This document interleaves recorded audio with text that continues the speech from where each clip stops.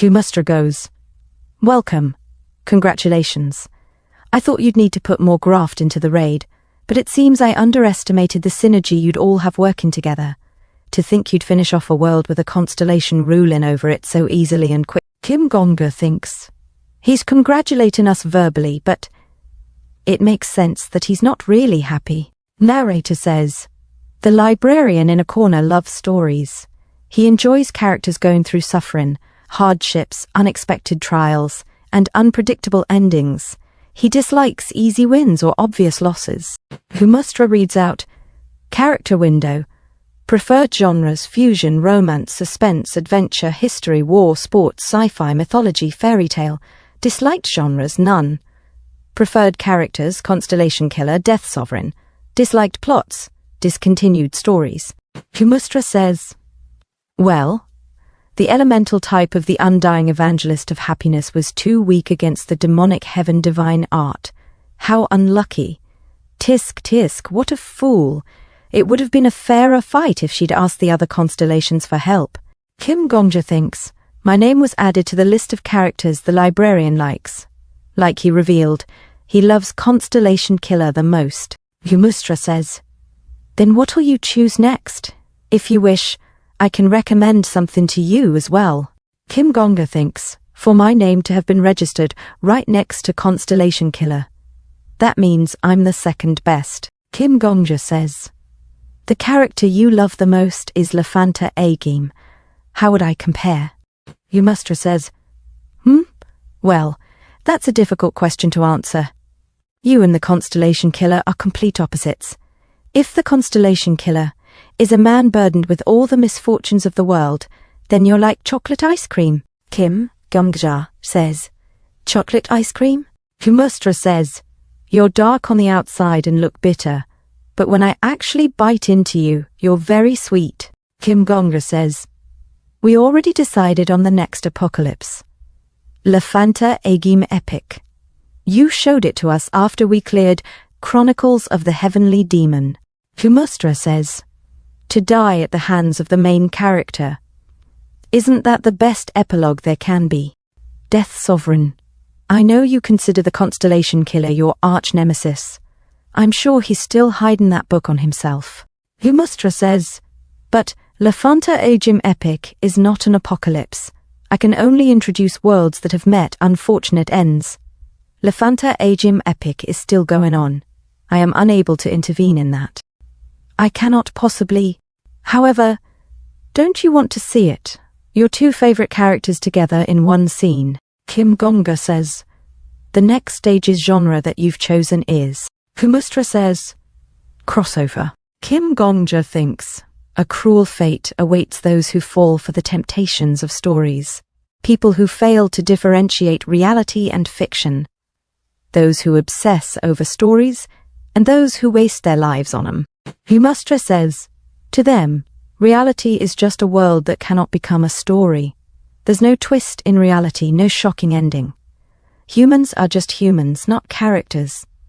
Such disappointment in the real world, resentment toward humanity, and worship of stories, these make up those who've been tempted by stories." Gongja thinks, "Right here in front of me is someone at the pinnacle of such beings." Humustra says, "Lefanta Agim and your crossover, it's certainly a tempting offer, but all stories have a right to end on their own. For me to intervene." Gongja thinks, he's wavering. "Ah, well, if you don't want to see it, then so be it.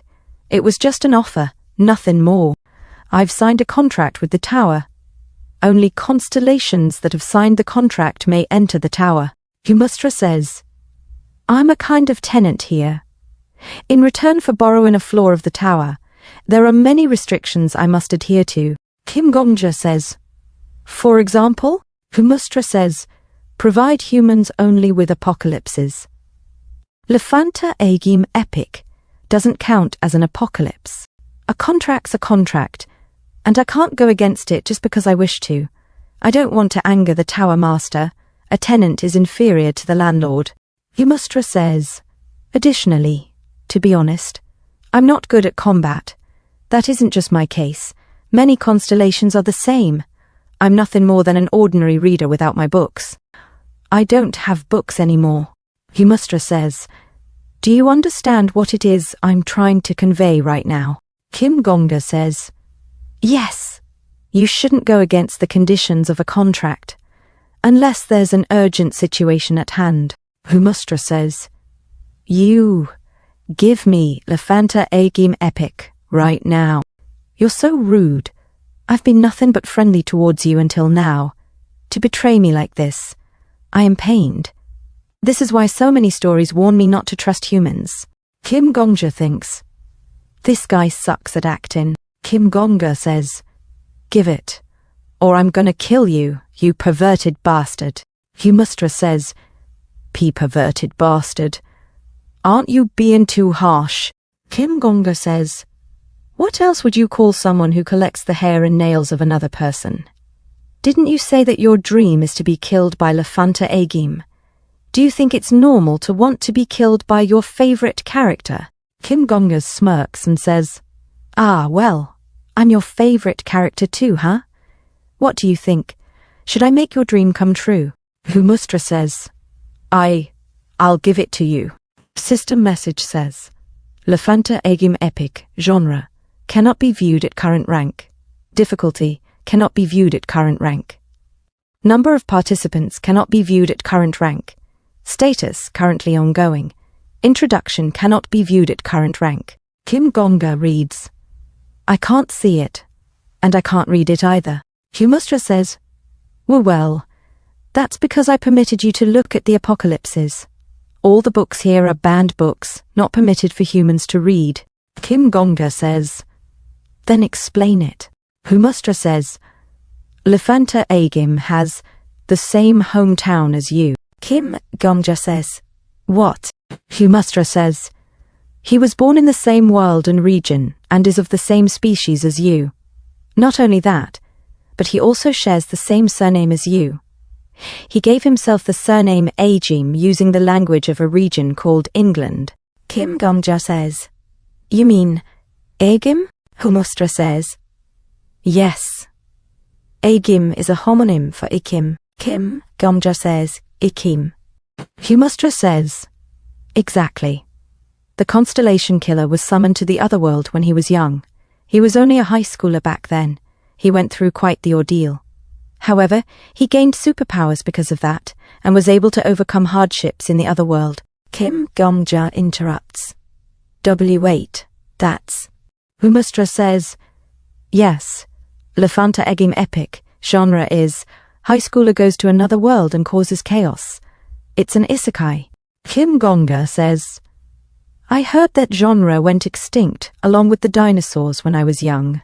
Humustra says, the constellation killer isn't young enough to be called a high school student anymore, but, well, it's not fair to say he's just causing chaos in the other world. He's had to go through countless trials and hardships to get to where he is now. Kim Gongja notices, the book's contents are appearing. Narration says, long, long ago, there were people who lived on the dead corpse of the ancient dragon emperor. The constellation killer started on the 20th floor, which you own now. That is where he began his journey. These people desired a hero, for there was no hero amongst them. That journey was to establish a nation, and now the constellation killer has settled on the 50th floor. Humustra says, that constellation killer is basically on the 50th floor at all times. Kim Gongja says, I see, there's the problem. Humustra says, you haven't been able to clear up to the 50th floor yet. You're still beginners technically. Kim Gongja says, below the 50th floor is, for beginners? Humustra says, the 50th floor is a special place. Sending beginners to that floor is not allowed. Kim Gongja says, we worked so hard to get here though. Humustra says, from the 50th floor onwards, you'll need to fight with hunters from the other world. Kim Gongja says, it's just as the guardian ghost said. Then it must be a protection feature so we don't compete against him until the 50th floor. Kim Gongja says, Does that mean you can't send me to the 50th floor no matter what? Humustra says. No, it's actually possible, if the person sending you pays the price for it. Kim Gongja says. That doesn't matter, you'll pay the price anyway. Humustra says. Well, at least limit it to just yourself. Kim Gongja says.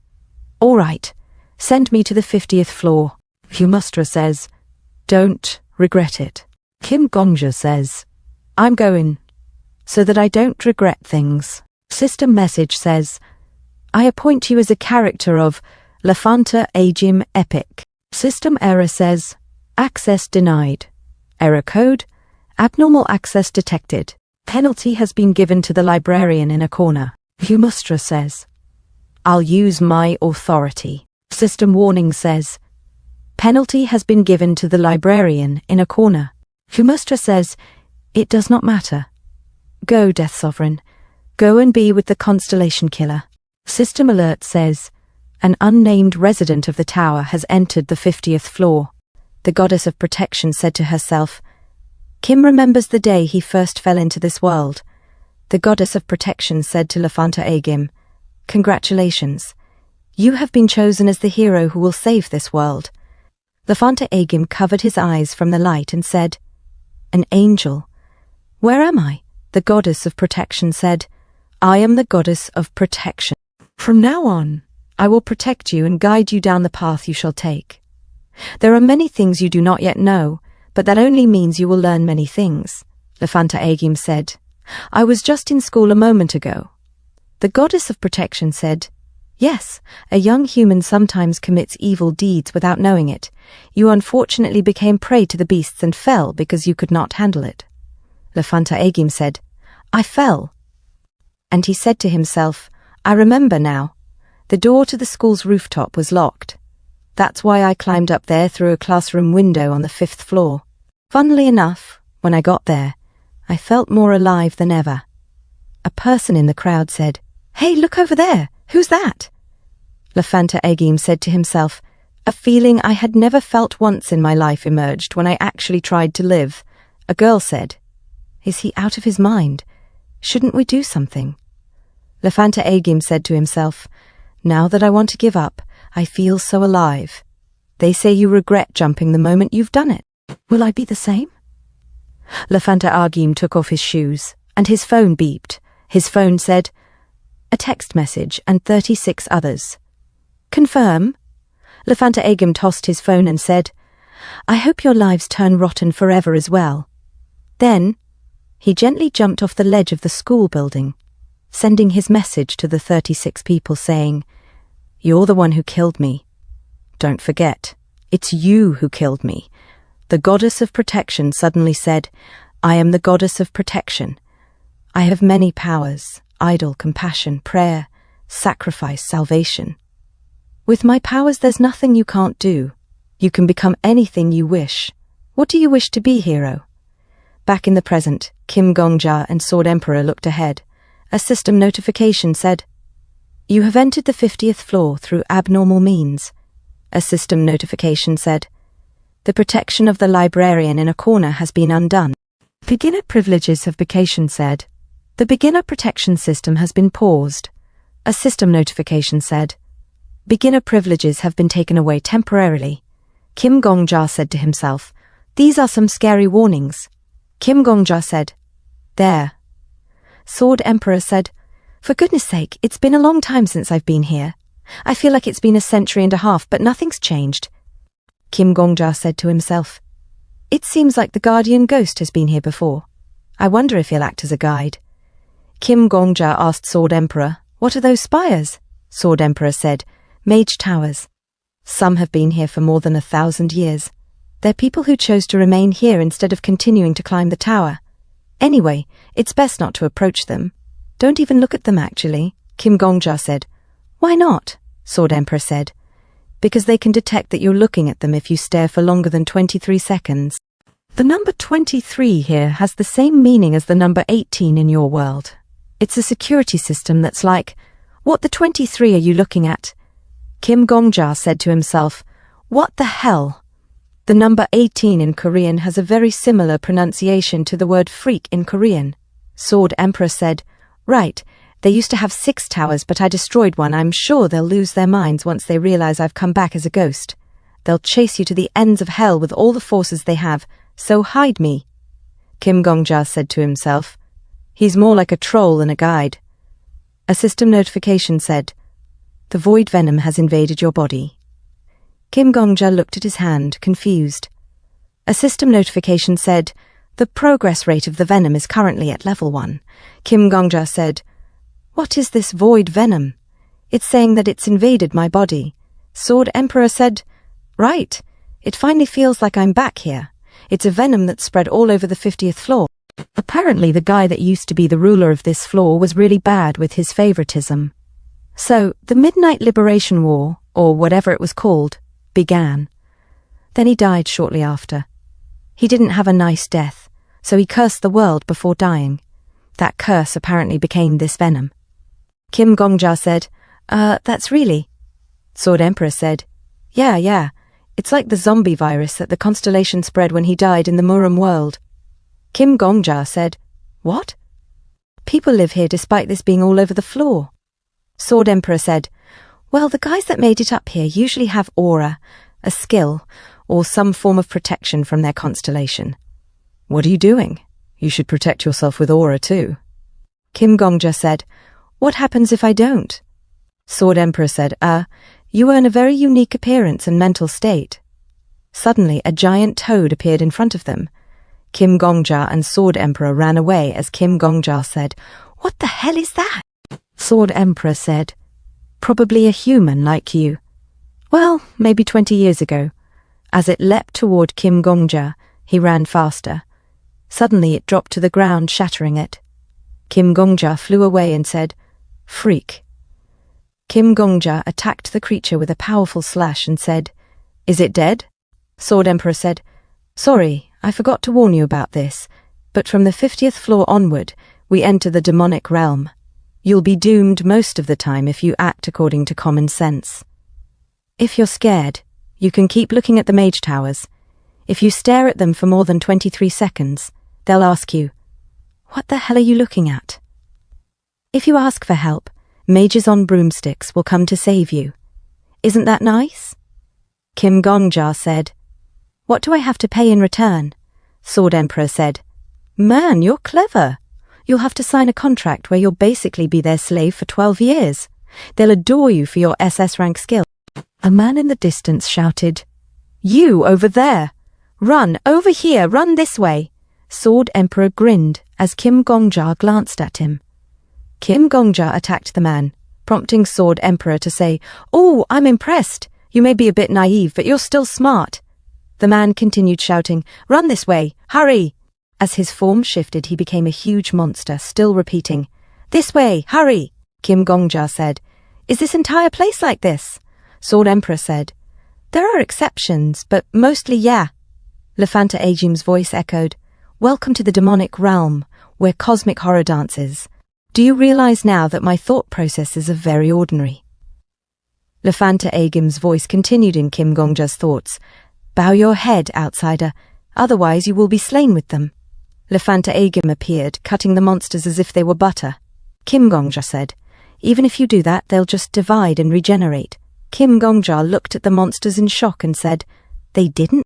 Lefanta Agim said, "To kill something using one killed by bisection, you need to cut it into 2 equal halves, as its name suggests."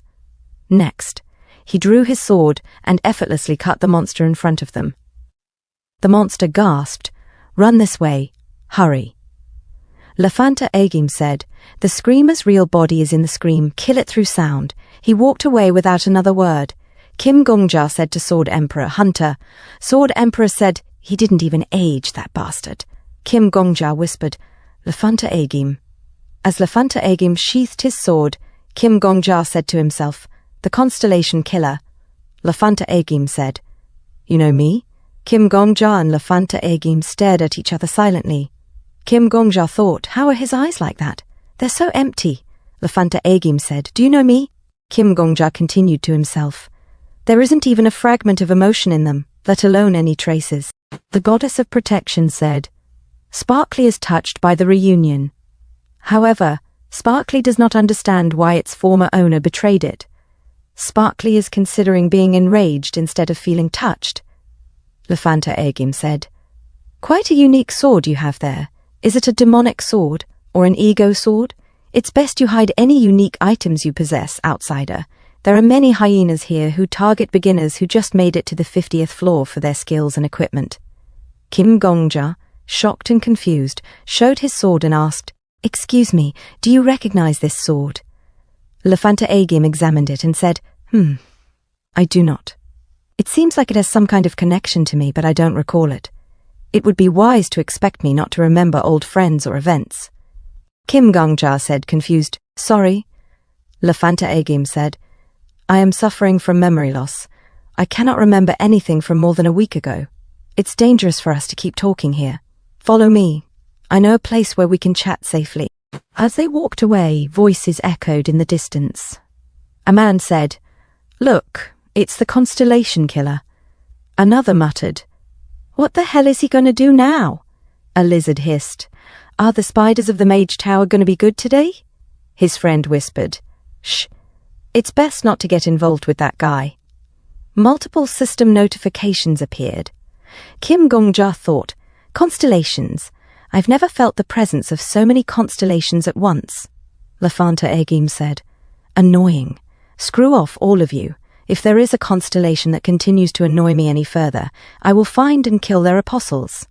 He turned to Kim Gongja and said, I think some of them are interested in you. Tell me, outsider, have you done something to the constellations? Kim Gongja said, I did kill one apostle of the warhorse of the eternal plains. Lefanta Egim took out a notebook and said, Maho's apostle? Kim Gongja thought, a notebook? Lefanta Egim scanned through his notes and said, Not bad. Maho's apostles are all exceptionally talented. They have quite a troublesome blessing as well. It couldn't have been easy. How did you manage it? Kim Gongja said, There is something I have to tell you about that. Lefanta Egim said, That can wait. We're here. Kim Gongja asked, Is this the safe place you mentioned? Lefanta Egim said, In here there is no wall to restrict our vision. He sat down and continued, We'll be able to fall back even if we are ambushed at any moment. There is no risk of the enemy taking down the entire building to trap us in either, although it would be easy to snipe us. Owner, the usual? The bald owner placed a drink on the table and said, Hey, do you know that we've only been an open-air bar like this because you were the one who blew up the building? Lefanta Egim replied, Sorry, I do not remember. The bald man whispered to Kim Gongja, Young man, I don't know what business you have with him, but just know that there are more than 600 guys around here who want to kill him. I would suggest not getting yourself involved with him any further unless you have a death wish. Lefanta Egim interjected, It's actually 1,127. However, only 3 of them pose an actual threat to me. One of the 3 went missing 154 years ago, it seems. In other words, it's safer for the outsider to be involved with me than to stay away from me. The bald owner muttered as he walked away, Crazy bastard.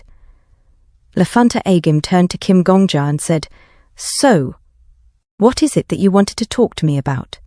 Kim Gongja held his glass of water tightly and said, I'm a bit taken aback that you're suffering from memory loss, but I wanted to ask if you know about the Agene Empire you established long ago. That nation almost fell because of you. When you sealed away the goddess of protection, it gave the demon king of autumn rain a chance to grow stronger. In the empty places where you killed constellations, only despair remains. In a world called Chronicles of the Heavenly Demon, the entire place is now a wasteland because of the curse left behind by the dead constellation. Another world, Somuan Academy story, was invaded by other constellations after the former one died. And La Vieille Avanzia, in that world, my wife, she became a constellation because of the fragment of the holy sword of protection that she inherited. Lefanta Egim nodded and said, I see, thanks for telling me. I can confirm what you said is true, as I have cross-verified it with the contents of my journal. Kim Gongja, confused, asked, Your journal? Lefanta Agim revealed a notebook and said, "This is where I store all my memories." It might seem like an ordinary notebook, but it's actually a holy relic of a constellation called the Great Puppy. It has infinite pages and even a search feature. I write down everything I do here every day. Thanks to this, I have not lost myself despite the memory loss. Kim Gongja stared as Lefanta Agim continued. As you said in the past, I did establish a nation called the Agim Empire. In that empire, I sealed away the constellation, goddess of protection, who was with me all my life.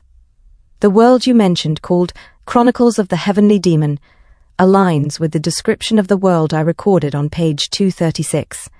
It's where I killed the Yellow Dragon of the Great Lake. This Somwin Academy story corresponds to the entry I made on page 3215. Did you say that the fragment of the Goddess of Protection, the prayer sword, was passed down as a family heirloom? Kim Gongja muttered to himself. Yes, Lefanta Agim said. Ah, that explains why. There was a time when I shared a bed with a woman in that world. I believe this Laviella Vanzia you mentioned is a distant descendant of both that woman and me. You might possess skills similar to historian or trauma peeping, but you cannot use them on me, as I do not have the past in my head in the first place. Furthermore, there is no possibility that you could have stolen this relic to read it, since it's written in a code only I know. In conclusion, outsider, I acknowledge that what you've said so far is the truth. Kim Gongja thought to himself, I came here to make you pay for your past sins. Lefanta Agim said, So what reward do you want from me? Kim Gongja, startled, asked, What reward? Lefanta Agim said, A reward for pointing out my wrongdoings. Kim Gongja pressed, And you are aware of what you have done wrong? Lefanta Agim replied, Of course, I made two mistakes. First, I failed to consider the possibility that a new constellation might take the place of a dead one. Second, I underestimated the fact that a dead constellation can curse a world. Is that all? Kim Gongja crushed his glass of water in anger. Lefanta Agim said, It was intentional that other constellations would invade a world where one had died. That just meant I would have to kill those invaders, which would only help me decrease their numbers. He scribbled in his journal and continued, Therefore, those two are my only wrongdoings. I've written it all down. Such errors will not happen again. I want to reward you as a token of gratitude for this advice you've given me. Advice? Gratitude? Kim Gongja's voice rose.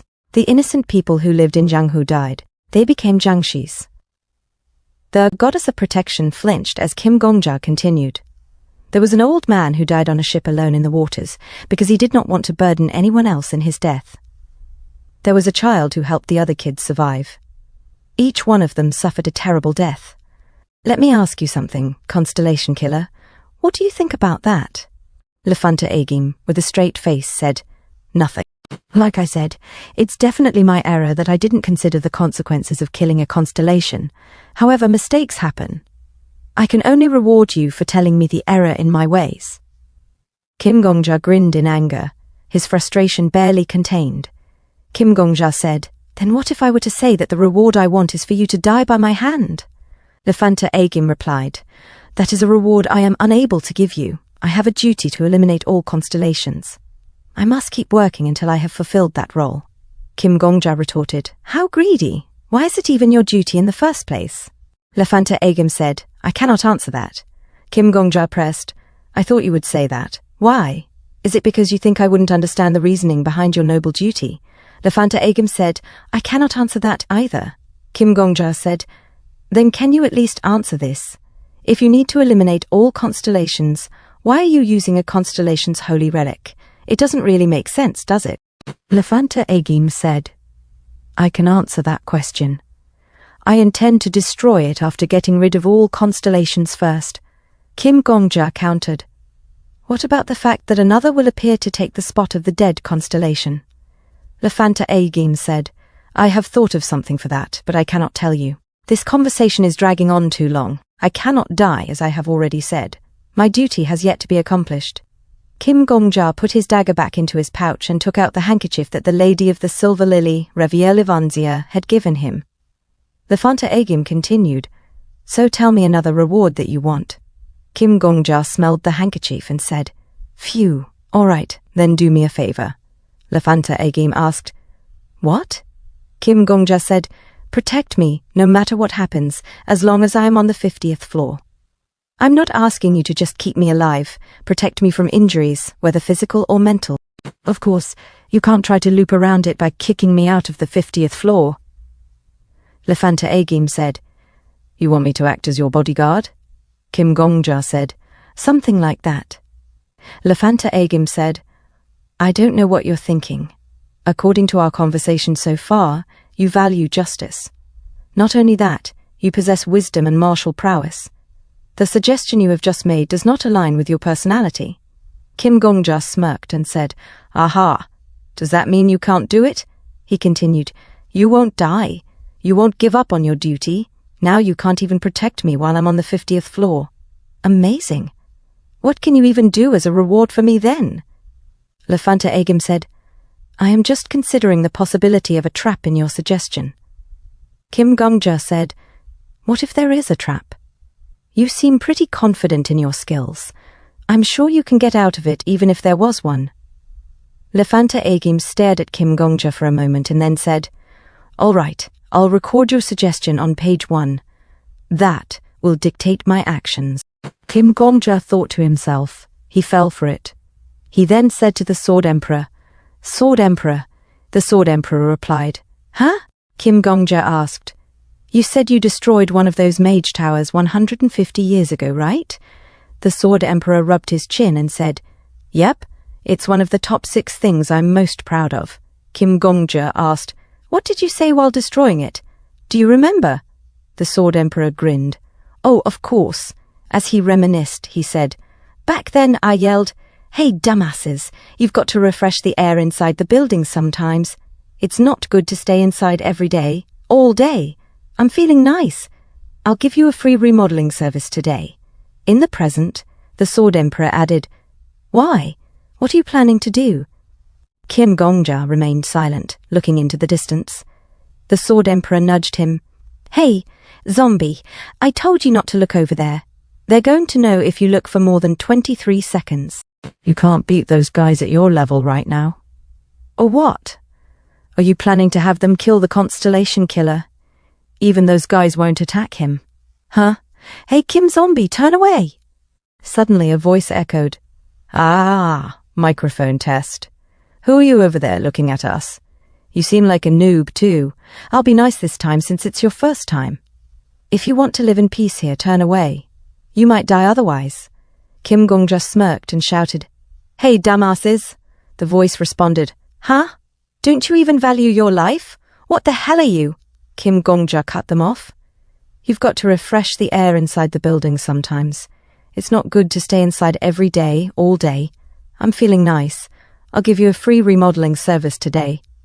Ha ha! The Sword Emperor shouted, Are you out of your damn mind? As he spoke, multiple eyes turned toward them, and a woman screamed, Sword Emperor, you're back! I knew you'd return someday. Even when everyone was saying you were dead. I never believed it. Are you possessing someone? Have you been reincarnated? No matter, we will kill you. Kim Gongja stood silently with a smile and turned to Lafanta Agim.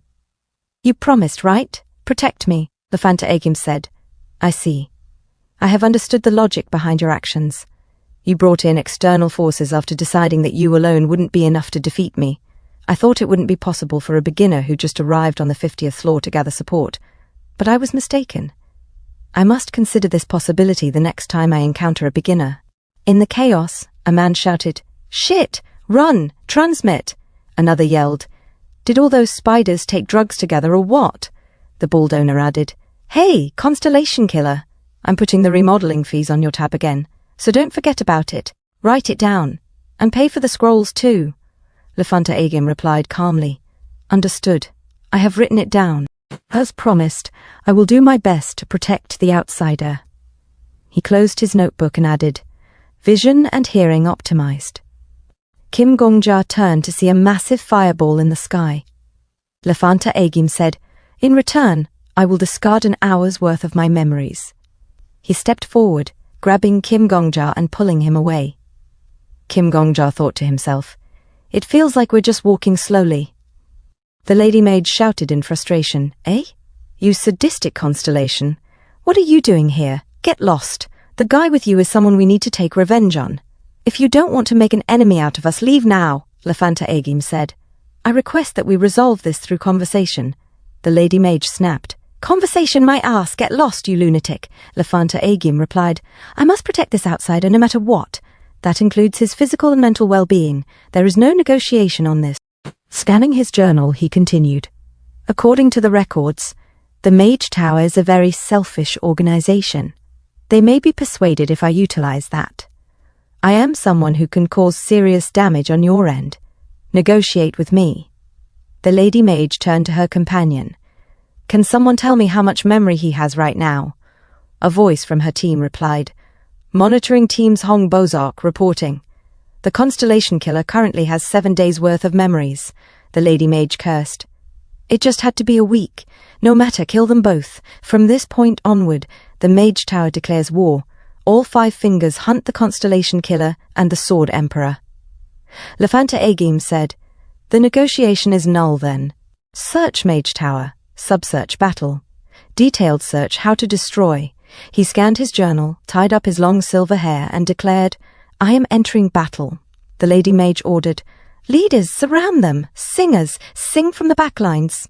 A young mage saluted. Yes, ma'am. The Sword Emperor observed. Oh, I haven't seen that one in a while. That's the star-resembling singing. Kim Gongja asked. Star-resembling singing? The Sword Emperor explained. See how there are 5 towers? There's one constellation sealed under each tower. They're basically imprisoned. The Mage Tower uses their powers in the form of a song. A system notification appeared. Warning. You have been set as the target of the attack. Warning. The force of your aura has been halved. Warning. The force of your magic spells has been halved. Warning. The force of your psychological defense has been halved. Warning. Penalties of all types have been doubled. The Sword Emperor muttered. As you can see, its effects are overpowered. That's called the spiderweb. That's why people call them spiders. Lafanta Agim calmly said, Ultimate attack. Reinforce. In return, I will throw away my memories of how beautiful sunsets are. The mages shouted, recover, recuperate, fall back. A system notification appeared. The penalty effects have been eradicated. Lafanta Agim said, Ultimate attack, reinforce. In return, I will throw away my memories of the sound of rain. The mages screamed in pain. Caw! The lady mage growled. Thumb ring destroyed. Pointer finger circle destroyed. It's difficult to maintain position. That lunatic. Psychopath. Constellation sadist. Her ally reported, Ma'am, we can't put up a fight against the Constellation Killer if he has a full week's worth of memories. The lady mage roared, Shut up and attack. Charge. Ultimate attack. Reinforce. As multiple spells shot toward Lafanta Agim, he stood resolute, his silver hair glowing in the chaotic light. With a swift motion, Lafanta Agim instantly cut down all the mages. A mage frantically reported, Middle finger ring destroyed. Ring finger ring destroyed. Pinky finger ring destroyed. The spell has been completely nullified, ma'am. Lafanta Agim calmly said, I will throw away my memories of the drink I just had. One of the mages screamed, He's targeting all the weak points of the rings. Which traitor sold our secrets? Lafanta Agim added, I will throw away my memories of the street I walked yesterday. I will throw away my memories of how it felt. The Sword Emperor observed, How is it? He fights completely differently from how you fight, doesn't he? The techniques he's using are also a type of demonic art. The demonic heaven divine art you use is reliant on memory, memories of hunger, isolation. It's the opposite for the Constellation Killer, who discards memories instead. Watch closely. Someday you'll have to fight like that too. Lafanta Agim muttered, I will throw away my memories of walks under the warm sky. The Sword Emperor continued, The Constellation Killer has, at most, a week's worth of memories, or as little as a single day. He doesn't let himself keep any more because, as soon as he accumulates a week's worth, he goes on a hunt to kill a constellation. Memories ends he only needs a week of memories to take down a constellation. Memory loss disorder? Not exactly. He's sacrificing his memories to fulfill his duty. The goddess of protection interjected, Sparkly cannot bear to watch its former owner fight. Sparkly is reminiscing. He didn't used to fight like this in the past. Sparkly does not understand when and why he began fighting this way. A young mage stammered, Ma'am, I told you. We don't stand a chance against the Constellation Killer when he has a full week of memories. If we waste any more mana now, we'll suffer immense losses. The monitoring team has reported that the constellations are noticing something's wrong. They might invade while we're vulnerable. The lady mage gripped her magic hat tighter in frustration. Ah! She turned her glare toward the Sword Emperor. Sword Emperor! Sword Emperor! Sword Emperor! The Sword Emperor chuckled. Goodness, I'm still popular even after my death, huh? See, zombie? This is why being too popular can be a problem. The lady mage snarled. So you formed an alliance with the Constellation Killer. Just you wait, we will hunt you down no matter what it takes. This fight is over, but next time. We will kill you. Lafanta Agim turned to Kim Gongja. I have kept my promise to you, outsider, but based on my observations, I've fallen into your trap. I may have won the battle, but I only have a day's worth of memories now. Weakening me must have been your intention. The Sword Emperor warned. Don't fall for it. He's just stalling for time. Lafanta Agim replied. You're right. I intend to kill you. However, I cannot attack you as promised. What a dangerous situation we're in. If you truly are the Sword Emperor or his successor, as the Mage Tower Master claimed, then this situation is especially precarious. Kim Gongja stepped forward. My name is Death Sovereign. I am the successor to the demonic cult and a member of the Evanzia household. Lafanta Agim asked, What is the demonic cult? Kim Gongja answered, A sword that responds to all screams. What is the successor? A sword that is wielded first. What is the Death Sovereign? The name of the person who will kill you. Lafanta Agim tilted his head slightly. Death Sovereign. Do you recall the days when you were hungry?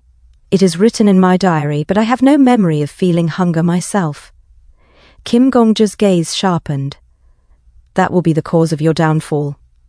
Without another word, he charged forward, his blade glinting in the light as he aimed for Lafanta Agim. In a different timeline, the goddess of protection said to Lafanta Agim, Are you awake? Lafanta Agim said, Where am I? The goddess of protection said, You have been fighting until just a moment ago. You fell for your enemy's trap. You were ambushed and at a great disadvantage, so you used the salvation sword for the first time. Lafanta Agim said, Salvation. The goddess of protection said, Yes, a power that saves you in return for something you give up. You threw away a part of your name. The goddess of protection thought to herself. That's when Kim realized what the gaps in his memories truly meant. Lafanta Agim said, I see. Yes, that's right. The goddess of protection thought to herself. He threw away a part of his name forever. In return, he received this scene in front of him. His enemy had been evaporated without a trace, and he managed to survive a situation that should have been impossible to escape. He was surprised to know that his name had such value. Lafanta Agim said, That's pretty nice. The goddess of protection thought to herself, for such a miracle to occur just from throwing away a part of his name. However, it wasn't just his name that was worthless to Kim. Lafanta Agim said, Hui. The goddess of protection said, Yes, hero. She thought to herself, his entire life before coming to this world was meaningless to him. Lafanta Agim said, I'll be able to save this world faster than I had imagined. Before that, let's make a new name for myself. Agim. Lafanta Agim, human of the wastelands. He is the sword that slays the stars in the heavens. He shall be admired. In the present, Kim Gongja was about to attack Lafanta Agim. As he made a slash, he thought to himself, generally speaking, starvation is the desperate hands of a child digging into the dirt.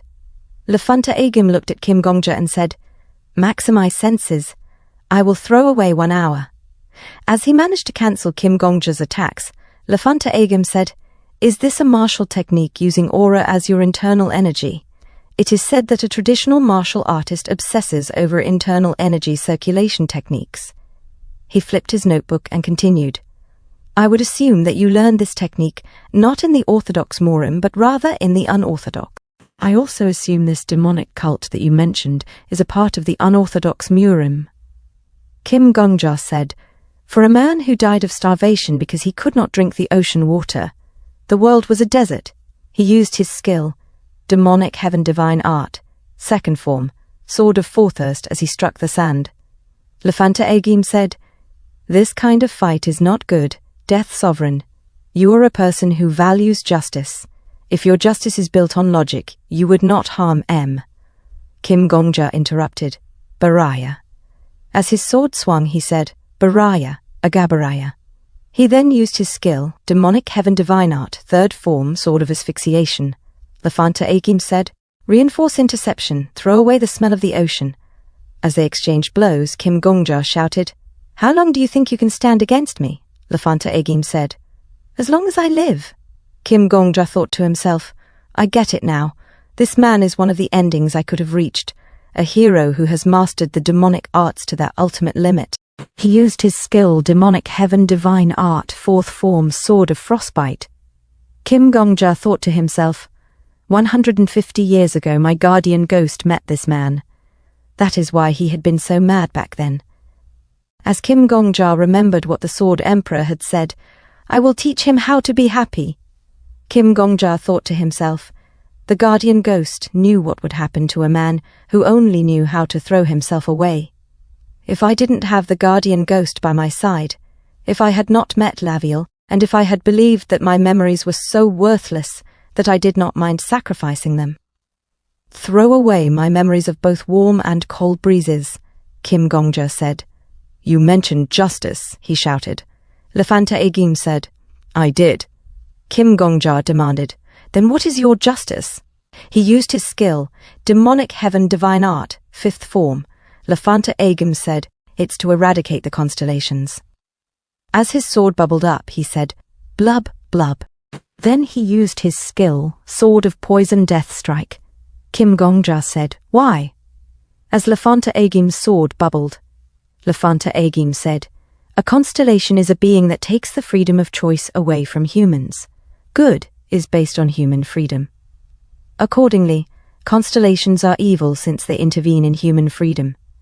You said that you defeated a constellation called the Undying Evangelist of Happiness. The humans in that constellation's world would have been forced to live in joy. Under the hooves of the warhorse of the eternal plains, the world becomes a battlefield. There is no room for human freedom there. Kim Gongja said, then what are you? Lefanta Agim said, throw away the scent of every flower. Kim Gongja shouted, you're just doing what your journal tells you to. Where is the freedom in that? Lefanta Agim said, good point. I would answer that if one person can sacrifice their freedom to preserve everyone else's, then it is only right that they do so. I came to that conclusion of my own free will. Therefore, Kim Gongja shouted, bullshit! There's no point even if you smell flowers, look at sunsets, drink, eat, or feel the wind for a week. Kim Gongja used his skill. Demonic heaven divine art, sixth form, sword of disease. Kim Gongja said, you throw it all away over and over. Lefanta Agim said, the constellations have an evil influence on the world. They infect the humans with their minds. Within it, the humans become one. There is no other choice. I am killing the constellations to give humans the freedom of choice. Kim Gongja said, I am asking you how is what they're doing any different from what you're doing? Lefanta Agim said, throw away all my dreams from this week. Throw away the pain of injury. Throw away the scenery of the mornings, the night. As he flipped the pages, Kim Gongja shouted, you're just following what's written in the journal. The constellations are better. They at least know what they're doing. You're not the one who kills the constellations in the heavens, constellation killer. You're the constellation that kills the heavens, as Lefanta Agim, the heaven-killing constellation. Kim Gongja said, if killing constellations is your only duty and calling, then kill yourself first. Kim Gongja used his skill, demonic heaven divine art, ninth form, sword of suicide. Kim Gongja landed a hit on Lefanta Agim.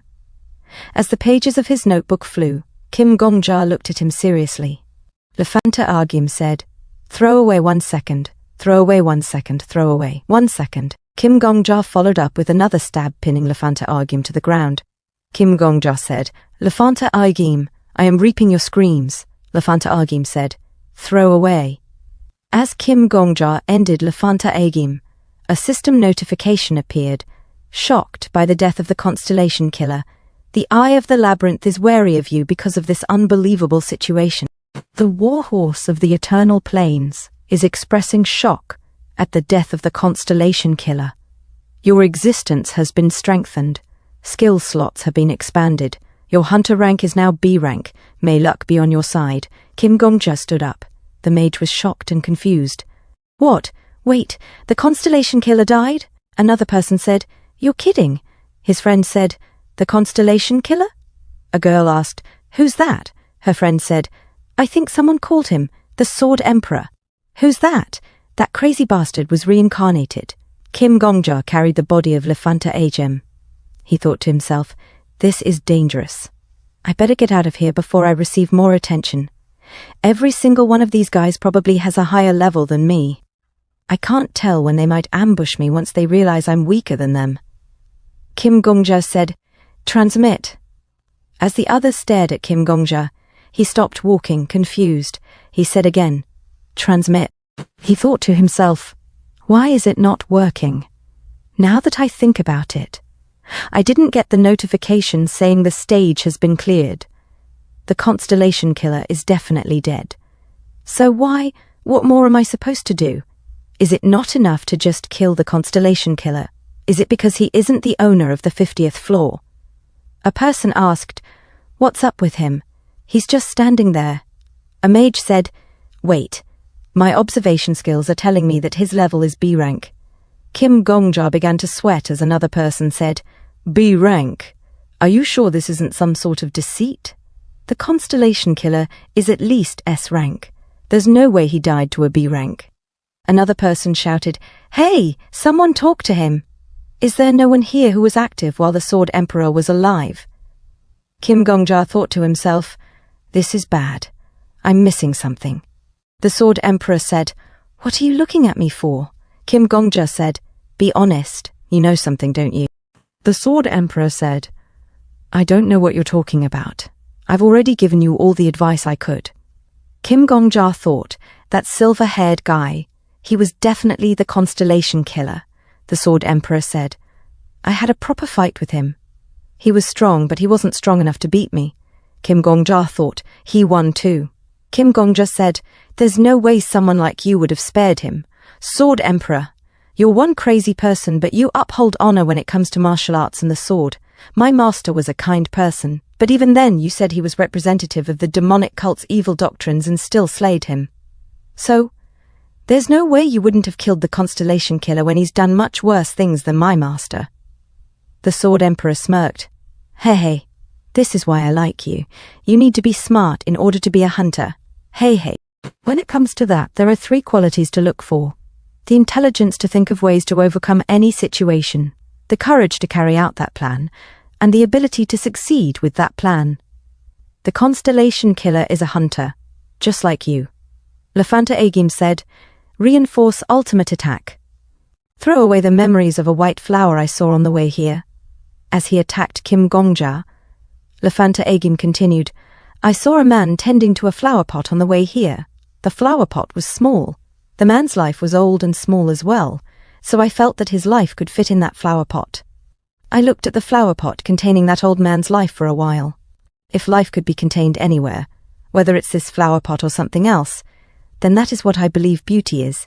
Reinforce ultimate attack. Throw away my memories of the old man and the flower pot. A system notification appeared. The lonely truth seeker is overjoyed. The Eye of the Labyrinth is observing the situation. The warhorse of the Eternal Plains gives up trying to attack you. A man said, Constellation killer, I will. Lafanta Agin continued, I overheard people whispering in some alleyway. I could not tell what they were saying, nor could I write it off as white noise, as I wanted to know about it. Something you cannot understand, yet desperately yearn to comprehend. I thought that was what beauty was. I thought the sounds in the alleyway were beautiful. I stepped on the earth as I walked. The ground felt hard. Good. I wondered if people would be kinder if they walked the earth barefoot, but that leaves you vulnerable to things like pieces of glass. A man who walks barefoot may be good, but in pain. Amongst you is someone who killed me. The most likely one would be the man who was carrying my body. The last time my death occurred was 153 years, 7 months, and 2 days ago. The hunter who killed me in the past, the Sword Emperor, was definitely more skilled than me. Because of that, I wrote on page 2 that I should run if I am to be killed by a stronger opponent. This is a lesson I learned after 3 fights and 3 deaths against the Sword Emperor. You dodged my 2 ultimate attacks. However, if you were a martial artist on the Sword Emperor's level, you would have counterattacked as soon as you dodged them. The Sword Emperor called his martial realm the All-Seeing Sword. You are not on that realm. It is hard to guess why I was killed by someone like you. It must mean that you are smart enough to turn the tables in your favor. A hunter who is smarter than me is dangerous. If you become stronger than me, you might become a hunter comparable to the Sword Emperor, a human weapon. Kim Gongja thought to himself. He prepared for a potential death. Lafanta Agim continued, I judge that you are not someone whom I can just leave alone. I will eradicate you, Kim Gongja thought to himself, by creating an extra body. The Sword Emperor said, Welcome. As Lafanta Agim tied his hair into a ponytail, the Sword Emperor grinned. This is what it's like on the 50th floor and onwards. Kim Gongja cursed. Damn it! A doll that's a copy of himself? The Constellation Killer is basically a combat weapon, Lafanta Agim said. There were no witnesses in my fights against the Sword Emperor other than one constellation. That is because the Sword Emperor considered battles a sacred thing. He called it a duel. However, this death had many witnesses. It'd be difficult to kill them all. The Lady Mage, frustrated, muttered, Crazy fucker. Lafanta Agim declared, So listen, this is for those who consider me an enemy, and for those who will consider me an enemy. I have obtained immortality. Even if you kill me now, I will stand in front of you again. I vow to kill anyone who kills me. And if it is an organization that kills me, I will eradicate that entire organization. I will kill you here to emphasize that my announcement is true. Reinforce ultimate attack. Throw away all the beauty of the world. Kim Gongja looked at the sword and thought to himself, It's me. The me who did not meet Laviel. Eyes void of fear, willing to sacrifice anything for conviction. In his memory, Laviel's voice echoed, Do not kill yourself without my permission. Even if you feel like you cannot avoid death, struggle until the very last moment. As Kim Gongja was struck by Lafanta Agim's sword, he shouted in pain and thought to himself, I admit it. You're a monster. You're stronger than me. You're just as cautious as I am, however you're not the only one with second chances, Lafanta Agim. Kim Gongja smirked and grabbed Lafanta Agim's arm. As Kim Gongja fell, a system notification appeared. You have died. Your current hunter rank is B. The skill activation order will change due to reinforced penalties. Warning! Reenacting the trauma of the foe who killed you. Extracting the materials needed for the reenactment from your memories. Penalty level is high. Animal realm. Kim Gongja silently fell. In a different scene, at a classroom, the announcer's voice echoed, announcement to students still on campus. Those who will not be attending night studies are asked to leave the campus. I repeat, there have been witnesses of students staying behind even after school hours. Please leave the campus if you have not signed up for the evening study program. Kim Gongja was shocked. He thought to himself, What? Suddenly the cult interrogator said, Hey, get up. They're telling us to go home. Aha!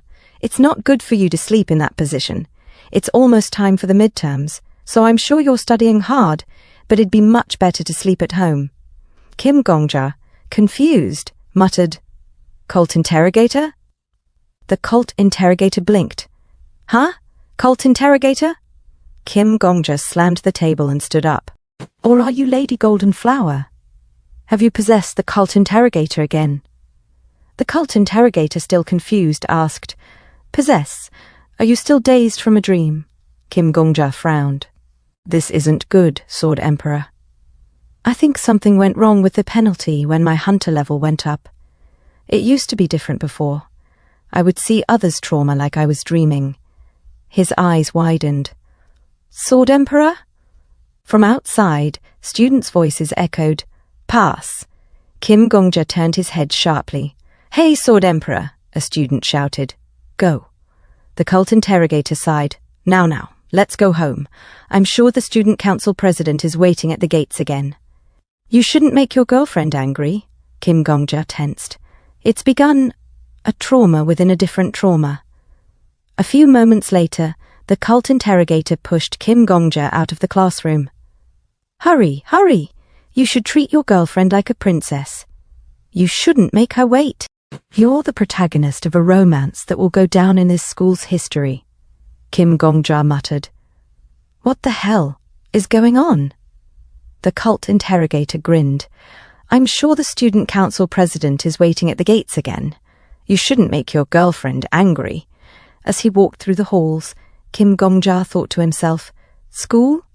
I did go to middle school for like 2 years. This place seems pretty similar to that. To get outside." Kim Gongja noticed a boy standing alone at the rooftop door. The boy turned his head slightly and glanced at him. Their eyes met. Kim Gongja flinched as the boy bowed slightly and walked away without a word. "Whatever." Shaking his head, he left. At the school gate, Raviel Evanzia stood there, her silver hair catching the golden hues of sunset. She looked at him with cool eyes. "You're a bit late today." Kim Gongja's breath hitched. His face flushed. He took an involuntary step back. "Laviel?"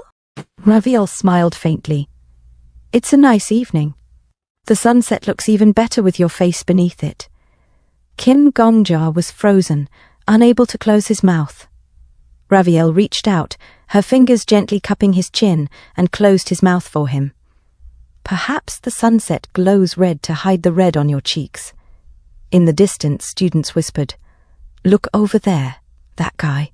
Ah, the one who confessed his love in front of everyone at the festival? I heard she's really rich. Look at that car. I'm so envious." Kim Gongja's mind was spinning. What the hell is this insane trauma? Raviel tilted her head. "What's wrong? I do like that stupid look of yours, but you seem more confused than usual. Are you trying to appeal to me?" Kim Gongja blurted out, "You were the daughter of a wealthy family?" His thoughts raced. "Trying to show me—" Raviel let out an elegant laugh. "You're being strange, my beloved boyfriend." Kim Gongja's heart stopped. "Boyfriend?" Raviel chuckled. "I've always been part of a wealthy family. In fact, I still am." Kim Gongja's thoughts were in chaos. Laviel just called me her boyfriend. What should I do? Record it? Take a video? Is there even a gadget that'll allow me to transport the video to reality? What the hell are scientists even doing? Trying to calm his pounding heart, he asked, "Laviel, sorry, but how old are you?" Raviel gave him a curious look. "I'm in my 2nd year of high school." Kim Gongja swallowed. "What about me?" Raviel turned to her butler. "Make an appointment at the psychiatric hospital. It seems like my boyfriend is suffering from light amnesia." Then she added casually, "You're the same age as me, of course." Kim Gongja's legs wobbled. "Ah, dating Laviel while I'm in high school. What a great blessing. I'm the happiest man in the world." Raviel sighed. "Butler, cancel the appointment. He's the same as usual." Kim Gongja took a deep breath and smiled. "I love you, Laviel. Even if I were born in another world again, I loved you in my past life, and I love you in this life. To me, love will be spelled with the letters of your name." Raviel smirked. "However, we do have a life to live. Get in, I'll give you a ride home." Kim Gongja hesitated. Home. Then a realization hit him like a tidal wave. My home? No, it can't be that. This world of trauma is definitely different from reality. Raviel gestured to her butler. "Take us to his house." Kim Gongja gulped. "I've never been to high school. I've never heard of this specific high school either. So, where are we going?" Raviel Evanzia glanced at Kim Gongja as their car moved smoothly down the road. "I heard that something big happened at your house yesterday." Kim Gongja blinked. "Something big?" Raviel studied his face. "Do you not consider what happened a big deal?" She sighed. "Well, you never like to bring that topic up. Of course I don't like them either. But family is family." Family? Raviel continued. I took care of things on my own, so tell your parents not to worry. Kim Gongja stiffened. My parents. Raviel corrected herself. No, I should tell them myself. Kim Gongja's heartbeat quickened. I have a home. And parents in this world? Kim Gongja's home. When the car pulled up, Kim Gongja stared at the house in front of him. I can't even guess what that'd be like. Before he could step inside, a voice boomed. Your home? A man was sweeping the ground with a broom. But not just sweeping, he was mastering it, his stance as sharp as a sword technique. The manliest man, the sword emperor. He clicked his tongue. Kya, your girlfriend gave you a ride home. Life must be nice. With a smirk, he puffed out his chest. You should thank me for your good looks. Kim Gongja froze. What? Raviel stepped forward gracefully and bowed. How have you been, sir? Kim Gongja felt his jaw drop. She just bowed to him. The sword emperor's face turned red, and he flailed his hands. Goodness, don't bow down to someone like me, miss. Then he crossed his arms and squinted at Kim Gongja. Does my son behave well with you? Kim Gongja nearly choked. Son? He's kind, but he's a bit cuckoo in the head sometimes. Raviel smiled. It's all right. I value all sides of him. The sword emperor clapped his hands together, beaming. You're such a kind girl. Then his expression flipped. His eyes darkened. His voice dropped into a growl. Hey, you fucker. Bow down to her right now. Kim Gongja flinched. If you treat her wrong in any manner, I'm erasing you from the family register. Then just as suddenly he turned back to Raviel with a bright smile. Oh, do you want to stay over for dinner? I made some cockle salad. It's really good. Raviel nodded. Sure, if you don't mind. The sword emperor laughed heartily. Ha ha, you're such a nice person. Then he turned back to Kim Gongja and shouted, What the hell are you doing, Gongja? Why are you still standing? Do you need help getting down on the ground? Inside the home, So Beiqiang sat at the dining table, reading a newspaper. Without looking up, she said, Welcome, Gongja. Then she turned a page. How was school today, son? Kim Gongja's entire body tensed. His bag slipped from his fingers and thudded against the floor. What? So Beiqiang glanced at Raviel. I see you've brought your partner home. Welcome, Miss Ivancia. Raviel smiled. Please call me Raviel, ma'am. I'd feel much better. Kim Gongja's mind reeled. She's my mum. So Beiqiang hummed. Is that so? All right. It's hard to understand kids these days. The sword emperor snorted. You're so daft, babe. You think Gongja invited her in. He pointed proudly at himself. I seduced her with my cockle salad. Kim Gongja's eyes twitched. Babe? So Beiqiang sighed and glanced at him. Aha, you're right, honey. We shouldn't expect such boldness from our son. Kim Gongja's brain short-circuited. Honey? The sword emperor suddenly clapped his hands together. I also just finished the miso soup. On the television, a news anchor spoke, her voice serious. Next up, regarding the popular singer Yu Suha, Kim Gongja's ears perked up. Yu Suha? The screen shifted to footage. The following clip is of Yu Suha's assault incident. However, we just received intel this morning that this video was faked. Kim Gongja's breath hitched. Shockingly, it was a confession from the creator of the video. The creator confessed that they made it as a joke and that they did not know it would be this big of a deal. However, the tour of Yu Suha's group has already been cancelled, and he won't be able to do much for the foreseeable future. Kim Gongja felt a chill crawl up his spine. At the dining table, So Beiqiang sighed. Looks like there's a lot to talk about at dinner. Then she turned to him. Gongja, bring your brother. Let's all eat together. Kim Gongja's stomach dropped. His throat felt dry. Where is he? So Beiqiang sipped her tea. In your room. Kim Gongja turned his head toward his bedroom door. A heavy silence filled the air. Slowly, carefully, he stepped toward it. His hands trembled as he reached for the knob. He gently pushed the door open. A dim light illuminated the room. He peeked inside, and his heart stopped. A figure sat on his bed.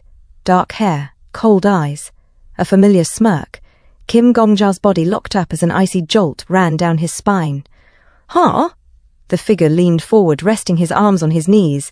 Then, with a slow, wicked grin, he said, "Long time no fucking You Suha, spread out on Kim Gongja's bed like he owns the gaff, goes, Oi, you seen the news? I'm proper screwed in it. All I did was lamp my stalker one, 'cause he was doing my head in, but some mug filmed it. Nearly put me out of the game for good, bruv. For crying out loud. Lucky for me, he tucked his tail and legged it. Phew, me mum's gonna leather me." Then he clocks Kim Gongja while sprinkling crisp crumbs all over his bed and goes, "Eh? You all right? You look well rough, mate." Kim Gongja, fuming, shouts, "Die! Die, you absolute plank," and starts laying into Yu Suha. Yu Suha goes, "Wah, are you out of your actual tree?" "Oi, calm your beans." Kim Gongja goes, "How am I supposed to calm down when you're calling my master mum?"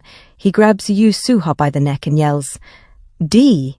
Yu Suha screams, "Mum, Gongja's battering me." Kim Gongja, still raging, shouts, "Don't call her." A few moments later, after the right proper dust-up between Kim Gongja and Yu Suha, they're sat at the dinner table, both looking like they've gone 10 rounds with a lorry. Lavielle Evansia says, "Right, I know I might have overstepped, but I've sorted me brother-in-law's little kerfuffle. You got to nip this sort of thing in the bud early, or you're left waiting for time to bury it. Normally people go for the latter, but I was bang on time this go-around." Kim Gongja thinks to himself while clocking Lavielle Evansia's fit hands. Her hands are well pretty. Lavielle Evansia says nothing's actually kicked off legally yet, and the concert's planned for 10 days' time. So Baikyang says, "I'm a bit gobsmacked, to be honest. I know you're willing to go to bat for Gongja, but as you well know, Gongja and Suha ain't exactly best mates. What made you use your family's clout to help Suha?" Lavielle Evansia says, "I just wanted to show you two." So Baikyang goes, "Show us to what?" Lavielle Evansia says, "I reckon you two are underestimating our love. Perhaps you see it as just a rich bird's fling, a bit of schoolyard romance. Whether you think of it as a bad or a good thing, I suppose that's how you've judged our relationship. However, I'm planning on thinking of you as my family. Course, there's some in my family who aren't keen on this relationship, but I'm willing to shut 'em up." So Baikyang and the Sword Emperor listen while Yu Suha, battered and bruised, can barely keep his peepers open. Lavielle Evansia takes Kim Gongja's hands and says, "I sorted this mess to show you two what I'm capable of, and how serious I am. Please allow us to get hitched." So Bakyong says, "My son ain't good enough for you. Cheers. Seems like I didn't do a terrible job raising him." Yu Suha goes, "Bloody hell, so we're gonna be in-laws with billionaires? Wahoo, I'm retiring. Oi, sis-in-law, can you get us a debut in China?" Lavielle Evansia cuts him off. "If you get in bother again, I'm striking you off the family register, Suha." Yu Suha, confused, goes, "Eh?" Lavielle Evansia says, "Nah, that won't do. Go to the person you lamped and beg their forgiveness. I won't consider you my son until you do." Yu Suha goes, "Mum?" Kim Gongja thinks to himself, "Home. Parents." Sword Emperor says, "Ha ha ha, looks like I'll have to get you a suit." Kim Gongja thinks, "Things I never had." "Why?" So Baikyang says, "Did you do the maths homework?" Yu Suha goes, "We had homework." Kim Gongja thinks, "Why is this the Constellation Killer's trauma?" A student says, "We've got a quiz today, right?" Suddenly the demonic generals go. Morning Gongja. Kim Gongja, confused, thinks, "The 4 demonic generals?" Spirit Flame Demon says, "Huh? We're the 4 heavenly kings of Shinseo Middle and High." Kim Gongja thinks, "What the hell? Are you telling me the 4 demonic generals are bullies in this world?" Sword Demon says, "Oi, lads. What's the point of being bullies? You should be cracking on with your studies instead. Nah, screw that. Just pack in the bullying." "We've been good lately." A girl's proper terrified at the back. He carries on. "You've been telling us to calm down ever since you started dating the Queen. We gave up all our errand boys and girls 'cause of that." Kim Gongja says, You lot call Lavielle the queen. What the hell? Don't make it sound like doing the bare minimum's something to be proud of. And what's with the 4 heavenly kings nickname? Sword Demon says, You're scaring us. A few moments later, in the classroom, Liao Fan says to Anastasia, Arms straight. She goes, Bow to the teacher. Hello. Liao Fan goes, Yo. He whips out a plastic crate and chucks it to Anastasia, saying, Class rep, collect all the phones. She goes, Okay. Liao Fan says, If any of you try to hide yours, you're dead meat. Got it? Kim Gongja grins in anger and thinks, Viper's the teacher. Anastasia collects the phones and says to Paladine, It's turned off, yeah? She pops her phone in the crate and goes, Yeah. Kim Gongja stares at him and thinks, A holy knight handing over his phone to the Black Dragon leader. What a sight. As Anastasia walks past Kim Gongja, he goes, Here, class rep. Anastasia goes, What? Kim Gongja says, You didn't take my phone. She looks back at him and goes, Looks like the queen's made a man out of you. Kim Gongja's confused. Liao Fan suddenly shouts, Wow. Never seen Kim Gongja hand in his phone. Everyone look. All you need to fix a person is love. You should all find your own love once you get to uni. Paladin says, Kim Gongja said he's going to go to Seoul University. He was dead serious too. Nisha says, That's weird. He told me he's going to Oxford. He said the student council president was going overseas to study, so he's going to follow her no matter what. Liao Fan says, So his backup's Seoul Uni, and Oxford's where he actually wants to go. Wow, Kim Gongja. He's got proper high standards. Anastasia plonks the crate down on Liao Fan's desk. Nisha says, Careful, class rep. He might nick the top spot in class from you. Anastasia goes, None of your business. Kim Gongja thinks, This feels strange. Everyone's in uniform, but I know 'em all. Except for one person. That kid is. Suddenly, Master Alchemist pokes his head in and says, Excuse me. Your first lesson's maths. Would it be all right if I started? The students go, Yeah. Kim Gongja thinks, I'm not even surprised anymore. Master Alchemist says, We're starting a new unit today. A few hours later, outside, a kid says to Kim Gongja, Gongja, why are you always studying nowadays? Come play with us. Hungry Maiden says, Let's play footy. Kim Gongja touches his head and goes, Yeah, let's play. They start playing and he thinks, I don't get it. Nam Gung-un watches from a distance. Kim Gongja thinks, why is this traumatic for him? The children of the apocalypse play and he thinks, everyone's alive. The guardian ghost isn't a ghost here either. Master's alive. The flame emperor's still a right knob, but he's alive as a whiny son too.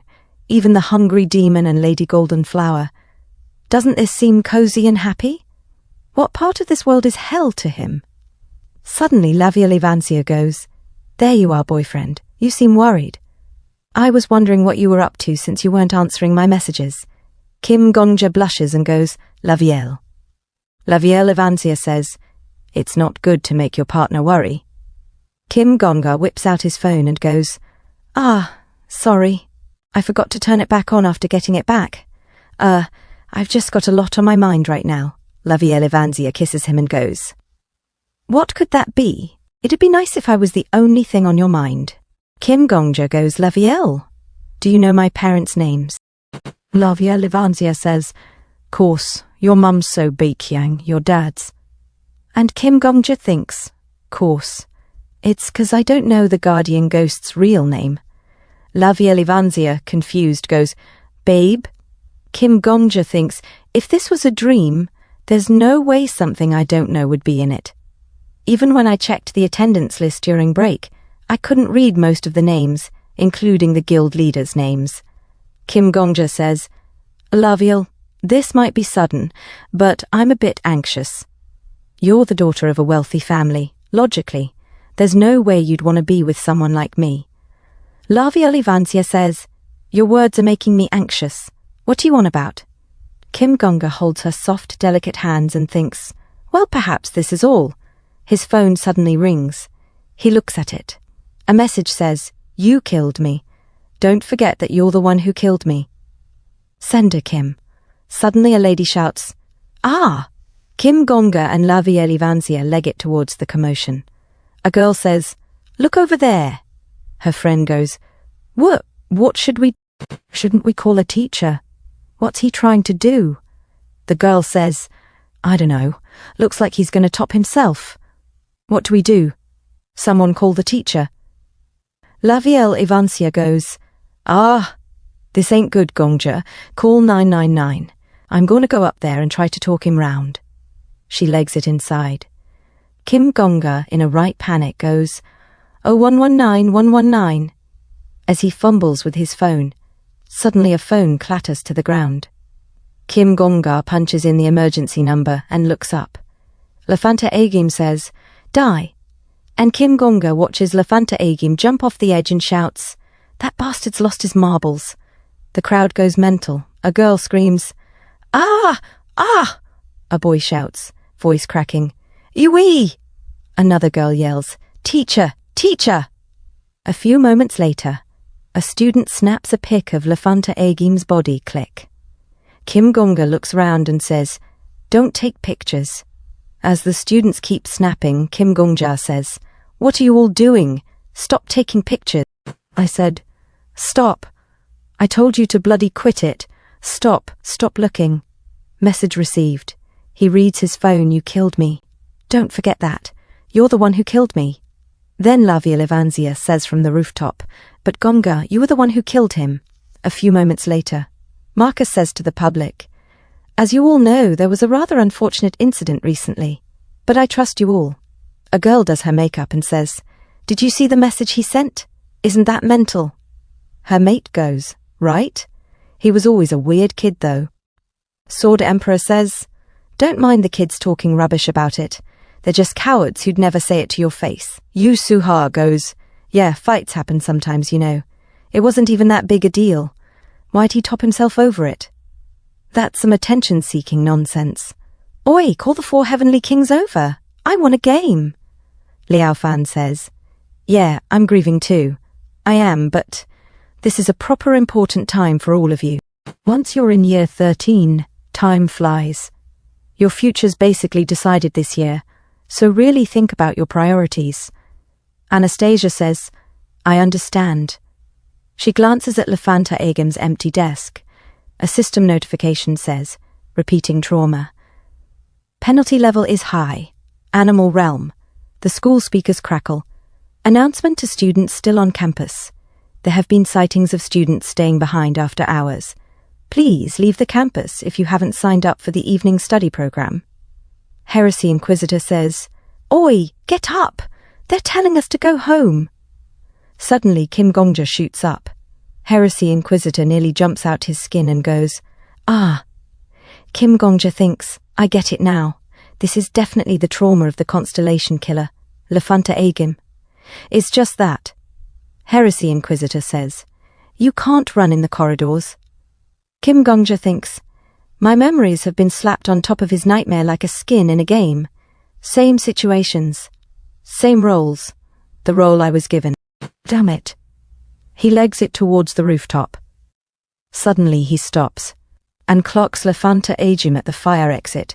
Kim Gongja goes, "You," and he thinks, is to be the perpetrator. Kim Gongja says, "Why are you bowing down to your fellow classmate?" Lafanta Agim goes, "Sorry." Kim Gongja says, "Your phone, pass it over for a sec, please." Kim Gongja takes his phone. 47 unread messages. One says, "I feel so bad for the junior students. They have to call you their senior. Have you ever thought about their feelings? TT. Another, "Oi, are you ignoring me?" TT. Another, "Shocker. There's a student who doesn't wash his uniform." Another, "I saw how bloody happy you were when I said hi that one time, LOL. It was dead embarrassing though. I was only doing it for a bet. Don't think we're mates, T." Another, "Lives in the school trash yard. Recycles all his uniforms and shoes too. But the one thing that can't be recycled." Another, "See you after class, LOL." Kim Gongja closes the Motorola Razr and says, "Why? Do you even carry your phone around? Just don't have it on you." Lafanta Agim looks at him silently, then says, You said you'd kill me if I didn't. Kim Gongja says, then just chuck it out. There's nothing anyone can do if you say you lost it. Lefanta Agim says, this is a phone you gave me. It's your old one. My family's skint. You even pay the bills. You said in return I have to come whenever called. You said you'd kill me if I lose it too. Can I really chuck it out? A few moments later, Kim Gongja says, sorry, Laviel. I don't think I can go home with you today. Laviel Avancia says, you're so mysterious sometimes. I find it impressive, though. Do as you wish. Is there anything I can help with, perhaps? Kim Gongja says, not yet, but if there is, I'll let you know straight away. She kisses his forehead. Laviel Avancia says, I believe you. Always. Kim Gongja says to Lefanta Agim, let's go. Lefanta Agim says, where to? Kim Gongja thinks, I don't know where to start untangling this mess, but I need to do something different to end this trauma. First, I'll start with what I can do. Your house. In the past. A boy says, the director half-asses everything. Our birthdays are all January 1st too. Their mate Kim Hanbia says, he's just too lazy to have multiple parties. He sips his Yakult. His mate says, and what's with our names? What the heck is Kim Manger? Kim Hanbisha says, oi, at least the surname Kim makes it sound a bit more normal for you lot. I'm Kim Hanbisha, should have just done Hanbiha. Kim Gongja thinks, I've thought this for a long time. I reckon the director doesn't care. But after forming loads of relationships climbing the tower, I started to think his attitude wasn't exactly indifference. A few years later, Kim Gongja says, why are you like this, director? Do you not love us? Just wait one day. Kim Gongja thinks. That was his response whenever he got a serious question. The director says, you asked yesterday why I don't love you lot a bit more. Gongja, it's easy for people to try and look impressive. To pretend to be smart, strong, kind, acting like they genuinely know something. Everyone wears a mask. And while you don't necessarily need to get rid of it, if you get too used to it, one day you'll forget you're even wearing one. That's what it means to get intoxicated. Think about it. If I showed my annoyance in front of you lot, what would you think? Kim Gongja says, the director must be stressed today. The director says, exactly. I'm someone who sometimes gets annoyed at you. You know that. Do you get it? I'm that kind of person, and you know me. But what if I was someone who loved you? What if I was someone who'd always say, I love you. You're the apple of my eye. I treasure you more than anything, and hug you. How would you feel if I was that kind of person, and then I got annoyed at you? Then you'd think, why's the director getting mad at us? He said he loves us the most. Maybe we did something wrong. Even if I only got mad once a year, Gongja, that'd be 10 times in 10 years. Even if you only remembered half, that's 5 times. Those 5 memories would be enough to shape someone's character. That's why. Remember me as someone who gets annoyed easily and is too lazy to even throw a birthday party. That's the truth. Don't blame yourselves. You didn't do anything wrong. Don't get twisted because of a human like me. You can become tougher. I hope you can become strong people. Kim Gongja looks at the wall. On the frame is written, Social Worker Oath, so that everyone can live a beautiful life. With the basis of human dignity, justice, and belief in society, I will work with individuals, families, organizations, groups, communities, and the general society. I will always stand on the side of those who are isolated and in pain. I will protect their rights and interests, reject the injustice and negativity of society, and prioritize public benefits over personal benefits. I will abide by the social worker's code of ethics and devote myself as an ethical and responsible social worker. I swear on my free will and honor to carry this out. In a different scene, Kim Gongja says, Your house. He thinks, since the difficulty level of the trauma increased, did it transform into a system where I have to resolve the trauma itself? If so, I want to find and meet the Constellation Killer's parents first and apologize. Kim Gongja tightens his grip on Lefanta Agim's wrist. Lefanta Agim says, Okay. A few moments later, at Lefanta Agim's house, he says, Here. My house? The surroundings are full of rubbish. Kim Gongja sees the text on Lefanta Agim's phone, lives in a dump. His indoor shoes and clothes are all recycled. The only thing that isn't recyclable trash. Kim Gongja says, "What about your parents? Are they at work?" Lafanta Agim says, "Father collects junk and sells it." Kim Gongja says, "What about your mother?" Lafanta Agim says, "I don't have one." Suddenly a Jiangshi rocks up and says, "Are you Lafanta Agim's mate?" He stares blankly at Kim Gongja. Kim Gongja says, "Nah, I'm not. I'm the person who hit and bullied this kid." The Jiangshi looks away. Kim Gongja thinks, it's too late. He doesn't even have a wick left on his heart to burn. As the Jiangshi walks off, Kim Gongja says, "Oh, here's the evidence. If you look at my phone, you'll see texts, and..." He shows his phone. The Jiangshi says, "I see." Kim Gongja thinks, this man doesn't have the power to take responsibility for the Constellation Killer. Kim Gongja says, "I apologize. If you're okay with it, I want to be with your child for the meantime. I want to invite him to my place. Is that all right?" The Jiangshi says, "Sure." Kim Gongja says to Lafanta Agim, "Let's go. You heard him. Take what you need since you'll be at mine for a while." "What are you doing right now?" Lafanta Agim says, "Since you're about to marry a rich bird, you're trying to clean up your past, thinking there might be issues later. Smart. Or is this some new type of game for you? If you want to play, just say so. Should we go to the school field at night?" Kim Gongja's shocked. Kim Gongja says, "I'm sorry." Lafanta Agim says, "You've properly lost it, Kim Gongja." Kim Gongja says, "Just give me one day. Please, I'll do anything. Just endure for one more day." He thinks, it was just one more day out of the countless days I had left, but for the person in front of me, it was their last day. Lafanta Agim says, "Whatever. Do what you want." Kim Gongja thinks, there's nothing I can do except beg and ask. As the sun sets, Kim Gongja says, "Please wait here for a moment." Lafanta Agim says, "Do what you want," I said. Kim Gongja says to Sword Emperor, "I'm back." Sword Emperor says, "You're home, son." Kim Gongja thinks, the Sword Emperor, my partner. He is the one who taught me how to look forward. But in this world, he's my father. Sword Emperor, confused, says, "Oh, that's strange. Feels weird for you to call me that. Not just weird, proper awkward, giving me goosebumps." "You drunk?"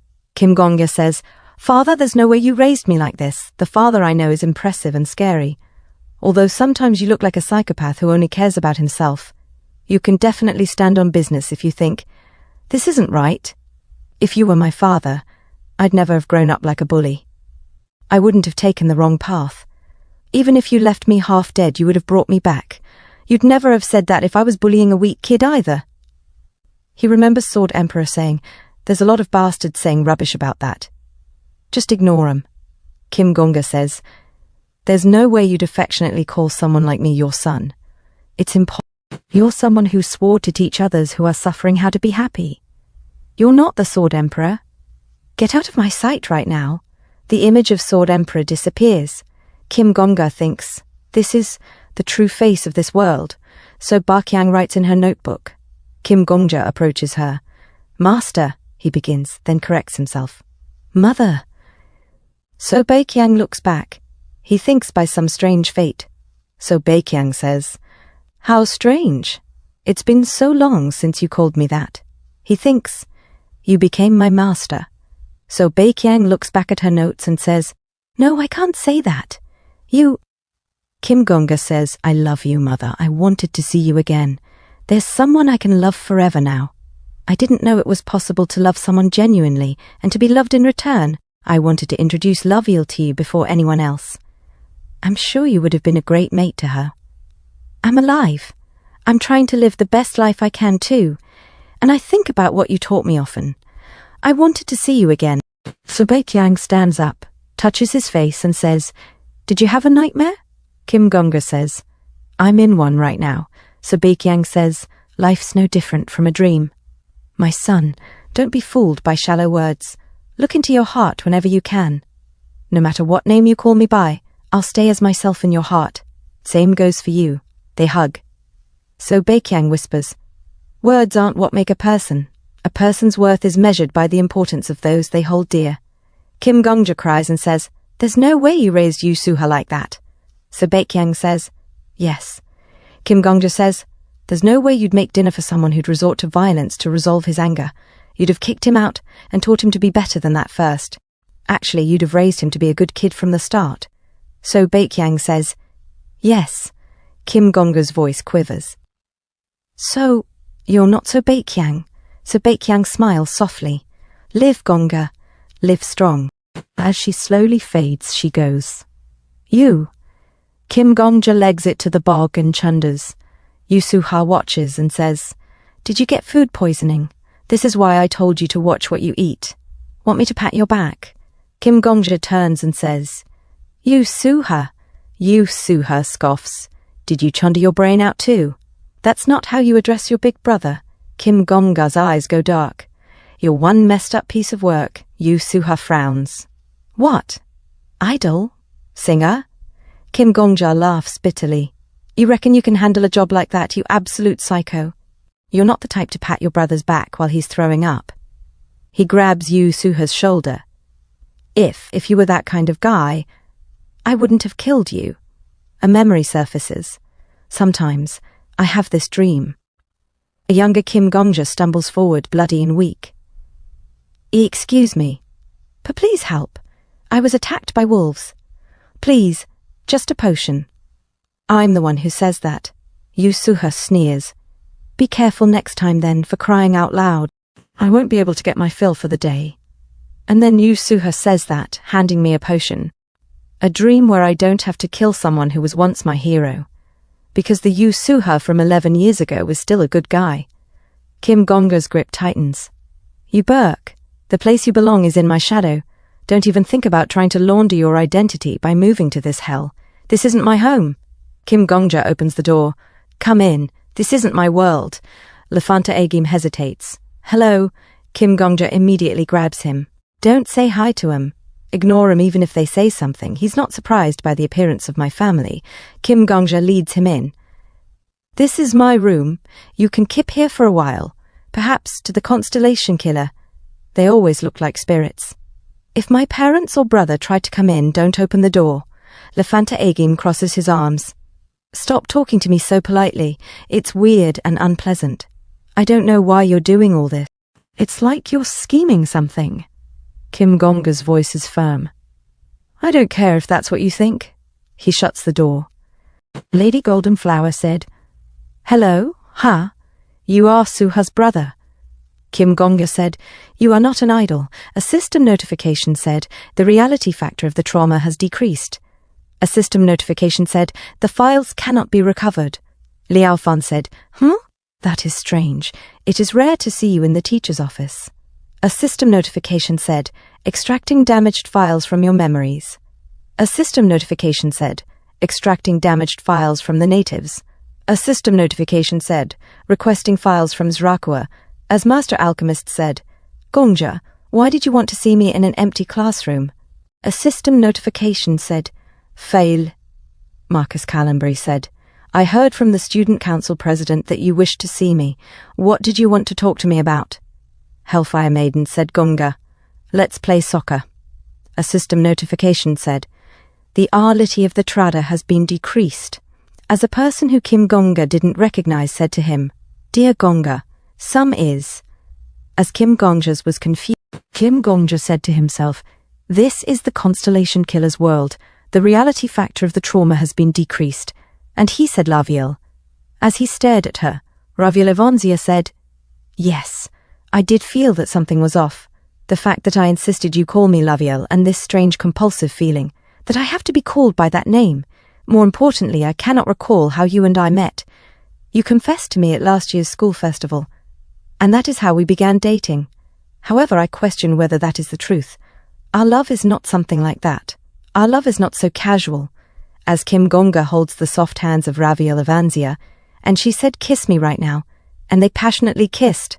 Raviel Evanzia said, My heart is beating. There is no falsehood in my love. It is not just because of your looks and your eloquence that I love you this much. Shinseo middle and high school's best couple in history. As if we are the universe's best couple. Kim Gongja said, Yes. If my love is not fake, then my memories must have been twisted. Either this is a dream or an illusion. Raviel Evanzia said, Gongja, Am I dreaming of you, or are you dreaming of me? Kim Gongja said, I am dreaming of you. I am the only person you love. Raviel Ivanzia said yes. Kim Gongja said, even if this is just a dream, I am the only one with the right to love and be loved by you. Raviel Ivanzia said, you are right. I praise you, my lover. You are very good at loving me. Now close your eyes. Do not open your eyes, no matter what. Call my name. Do you understand? I will be mad if you open your eyes. Kim Gongja said, Laviel. Laviel Ivanzia. My beloved, Kim Gongja said to himself, not letting me see her broken self. A system notification said, the reality faction of the trauma has been decreased. A system notification said, the files cannot be recovered. Kim Gongja said to himself, that is Ivanzia's way. Now what is left is. As Kim Gongja looks at Lefanta Agim feeding his rabbits, Kim Gongja said, come with me. There is no time. You did not go home? Kim Gongja grabs Lefanta Agim's wrist.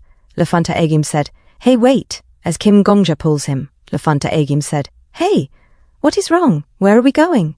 Kim Gongja said, somewhere you can have a better life. Lefanta Agim said, I do not know what you are talking about.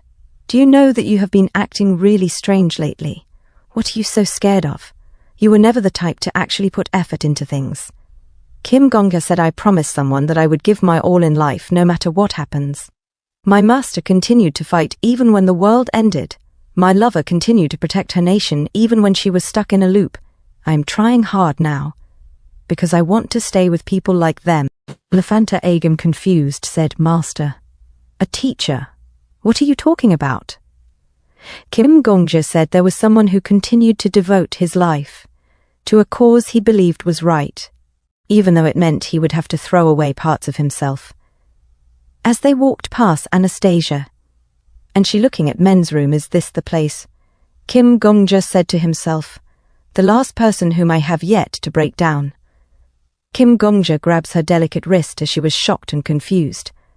Kim Gongja said, you come along too. You cannot be here right now.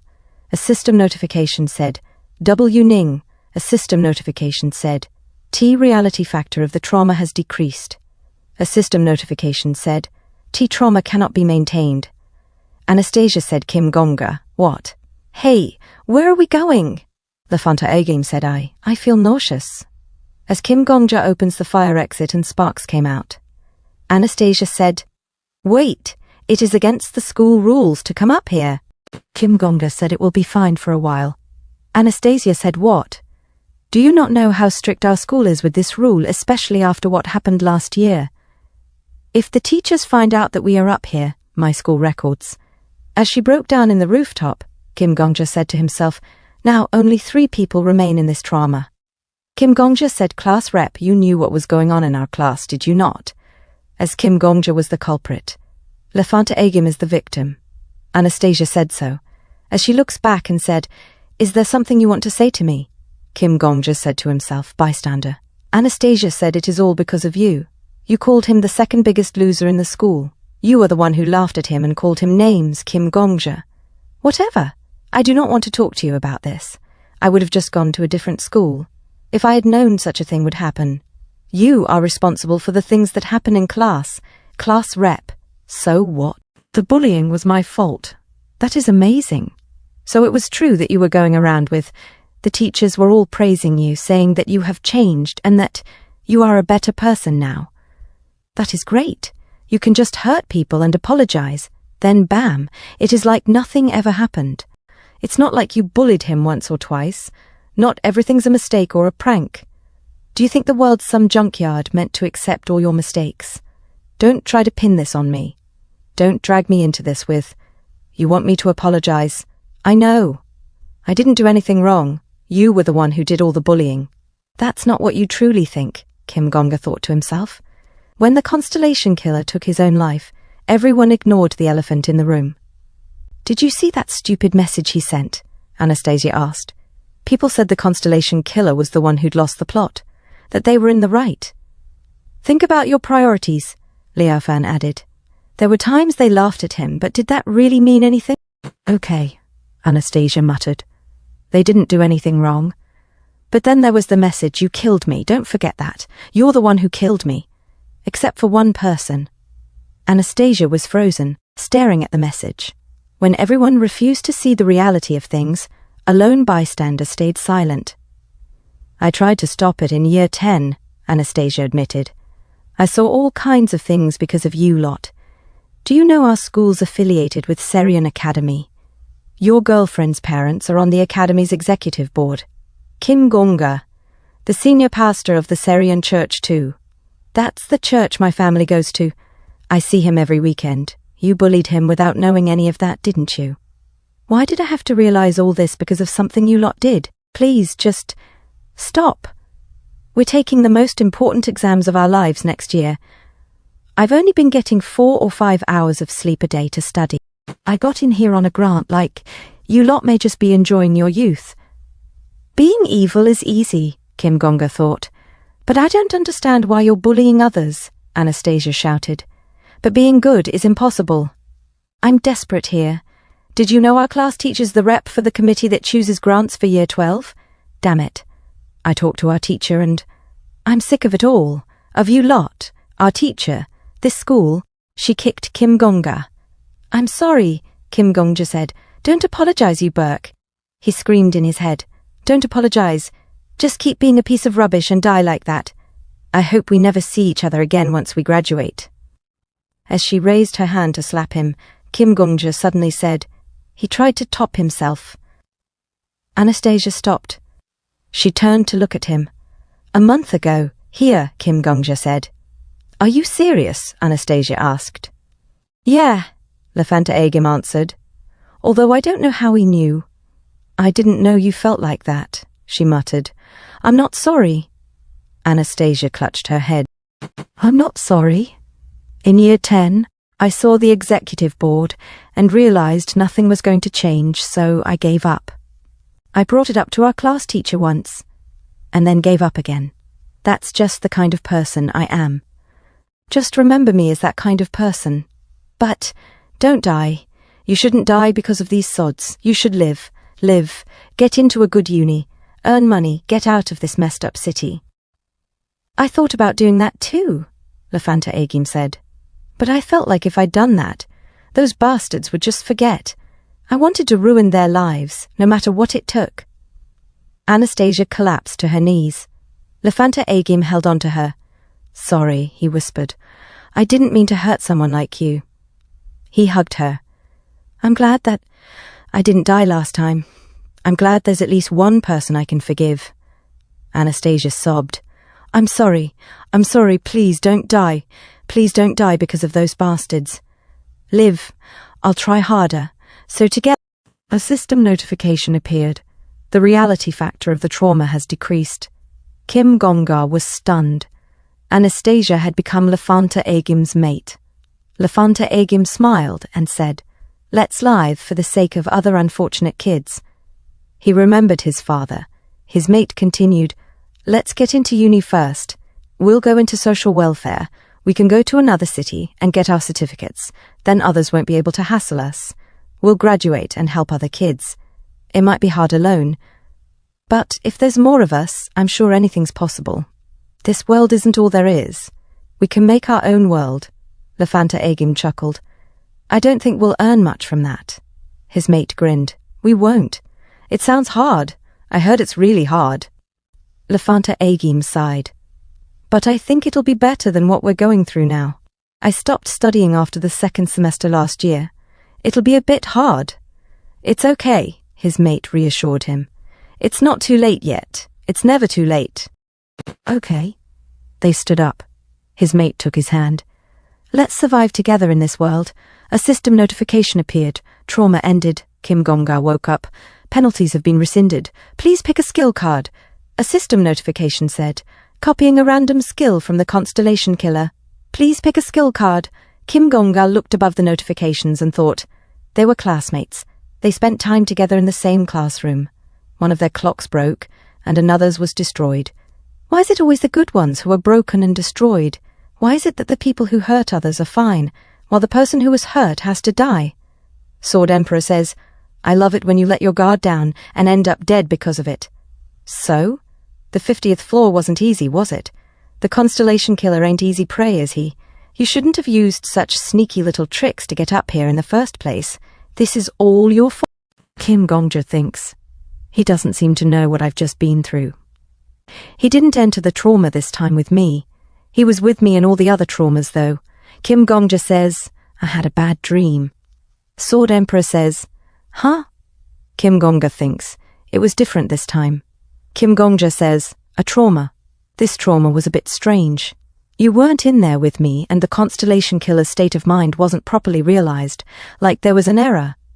He thinks, better keep that a secret from him. Telling him he was my father? He'd take the mickey out of me till my dying day. Sword Emperor says, that's strange. It doesn't make sense that I wasn't there with you. I'm called a ghost or whatever for convenience's sake. A system notification says, Sword Constellation, rank A+, effects, from another world. Cleared his world's tower to floor 99 but was defeated just before floor 100. His resentment was so great he became a wandering spirit. He can't physically interact with this world, but he can mentally interact with the ability holder. Get advice from his extensive knowledge and experience. Sword Emperor says, but I'm technically a skill. I do have memories of my past life, but in the end, I'm nothing more than a skill card. I'm like a tenant in your head. He pokes Kim Gongja's chest. Kim Gongja says, really? Then why did that happen? Sword Emperor thinks silently, then says, I don't want to think about it. I'm sure we'll get an answer someday if we just keep it at the back of our minds. Let's have a butcher's at the skill you got. It's been ages since you got one. That Lady Golden Flower only had blessings and such. He looks around the skill cards, then says in confusion, man, this guy had all the good skills. A system notification says, Puppeteer's Parade, rank S, effects. Long ago, an old puppeteer lived in some world. He was fragile and was afraid of being loved, but also of being lonely. Let's make another me. He ended up loving himself. Countless puppets lived. Countless puppets were abandoned. This skill is sorcery for the weak. It's the power to decide which memories you keep and which ones you lose. You're able to create 13 puppets, your clones with the same abilities. If a puppet dies, another will arise. A broken puppet can be repaired. A mock immortality for you. Eternity, a fabricated one. The puppets can't share memories, Kim Gongja says. This is why I strongly dislike hunters who are carried by their skills. He thinks a total of 13. Sword Emperor says, oh ho, this one's interesting too. Kim Gongja thinks, then what about the original? Does that count as one of the 13? A system notification says, Shredded Goddess Salvation, rank A+, effects. There was once a goddess who devoted her everything to a hero. She was shredded to pieces by the hero, but she still wished to stay by his side.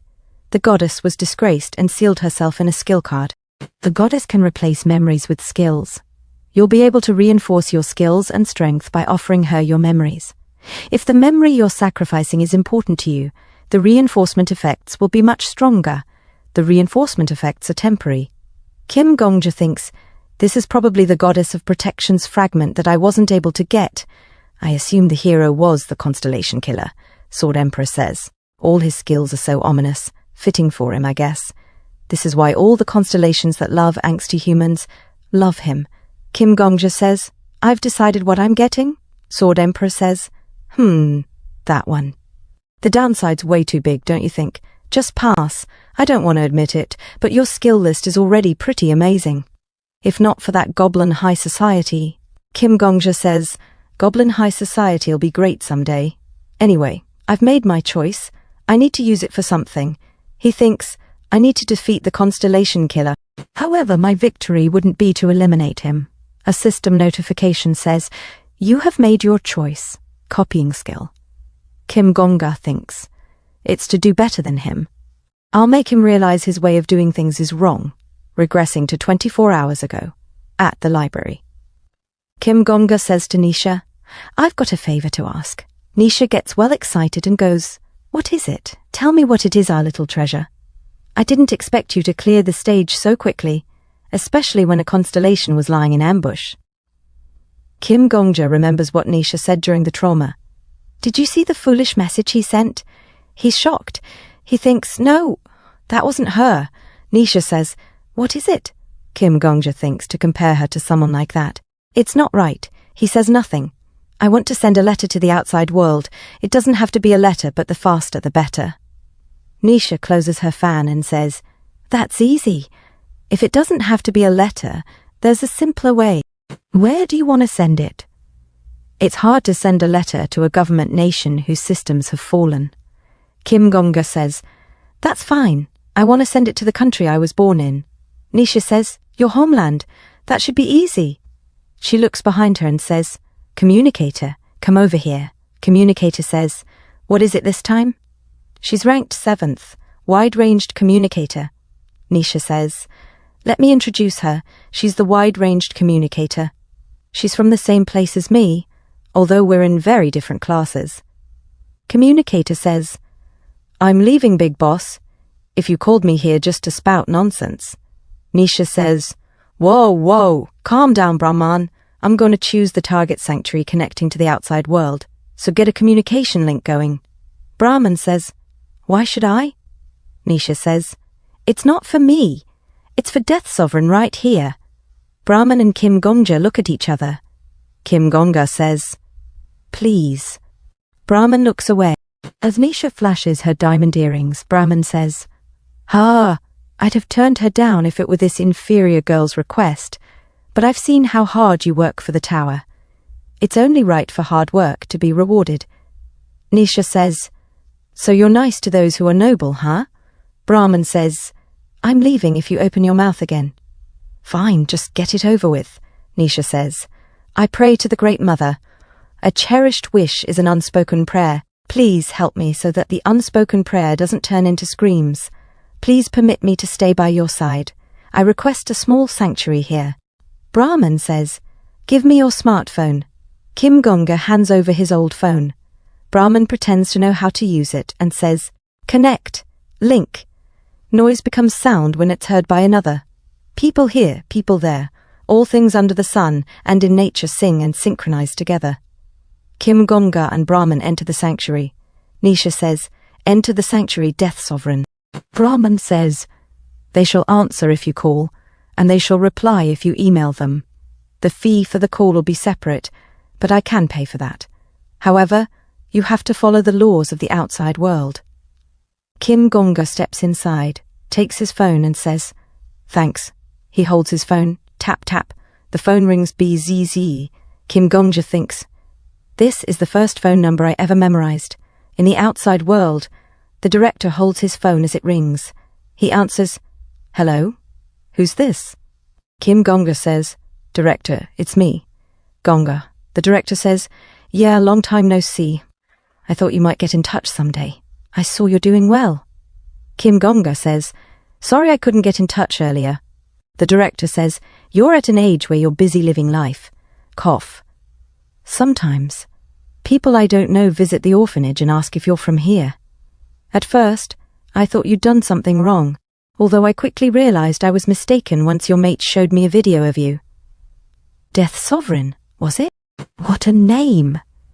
Kim Gongja says, I didn't come up with it. It was the tower. The director says, all right. It's relieving to hear your voice, though. Gongja, is something wrong? Kim Gongja listens silently, then says, I just had a question. The director says, go ahead, how serious is it? Tell me that first. Kim Gongja says, it's really serious. Probably the most serious topic I've ever talked to you about. The director says, then wait just 2 minutes. No, give me 3, actually. I'll get some coffee and get more situated. Kim Gongja thinks, I can just picture him right now. How hard is it? To get through all the evil for just one good person to be born, I mean. The director says, all right, I'm sitting down now. You can go ahead. Did you graduate from Shinseo Middle and High? Kim Gongja says, yeah. Director says, I graduated from Shinseo High. It's still pretty renowned now, I think. Kim Gongja says, were you the class representative in year 12? Director says, yeah. It's already been decades. Kim Gongja says, when you were the class rep, did something bad happen on the rooftop? Director says, yes. Kim Gongja thinks, not all of it was a nightmare. Director says, I've never properly talked to him, but Kim Gongja thinks, the corridors I walked through, the chains on the doors to the rooftop that I looked down at, the barren school field, the old house, everything. Director says, please don't die. Please, Let's get through life together. Kim Gongja thinks, only the ending was false. The things that should have been false were actually reality. Kim Gongja says, do you remember his name, he thinks, and the story that should have been true was nothing more than a dream. Director says, Kim Yule. His name was Kim Yule. Director says, I got in here on a grant, like Kim Yule. Kim Gongja thinks, there was once a child who lived such a life. Director says, I'm sorry, Kim Yule. Kim Gongja thinks, there's a person who has lived decades since then. Director says, where did you hear that story? I thought no one knew about it. Kim Gongja thinks, he was smart enough to get scholarships. He studied instead of sleeping. He dreamed of a future for himself. But that person had to witness inhumane scenes. Their teacher had once said, think about your priorities. No one cares about you. Absolutely no one. Kim Gongja thinks the choices he could have made were taken away from him. To the director, his remaining life was just a way to prove something, that back then, a child called Yule was alive. Kim Gongja says, Director, he's here. Kim Yule is here. Director says, what are you talking about? Kim Gongja says, he lived in the dumpster field by the mountain. He sat at the very back near the window in class. Do you remember the yard at the back of the school with the school pets? The ones Kim Yule cared for because no one else wanted to. Director says, how do you? Kim Gongja says, you tried to stop the bullying ever since year 10, but the circumstances were all against you two. That's why you gave up. He's here. Director says, can you wait just 1 week? I'll go there. 1 week later. Director says, I heard that if you enter the tower once, you can't leave again, and that you can't even bring stuff from the outside. So I had to take care of some things. Kim Gongja says, are you sure it's all right? Director says, I was going to retire anyway. I already had someone ready to take my position, and there are a few things I was responsible for, but they can't do anything about it since I'm here in the tower now. It's their problem now. Kim Gongja says, welcome, Director. Director says, I'm no longer the director. You can call me whatever you want. Kim Gongja thinks, the librarian in a corner, specially permitted him to enter the great library since he doesn't have a title. Director says, I could really tell how much of a great person you've become once I entered this place. Everyone's talking about you here.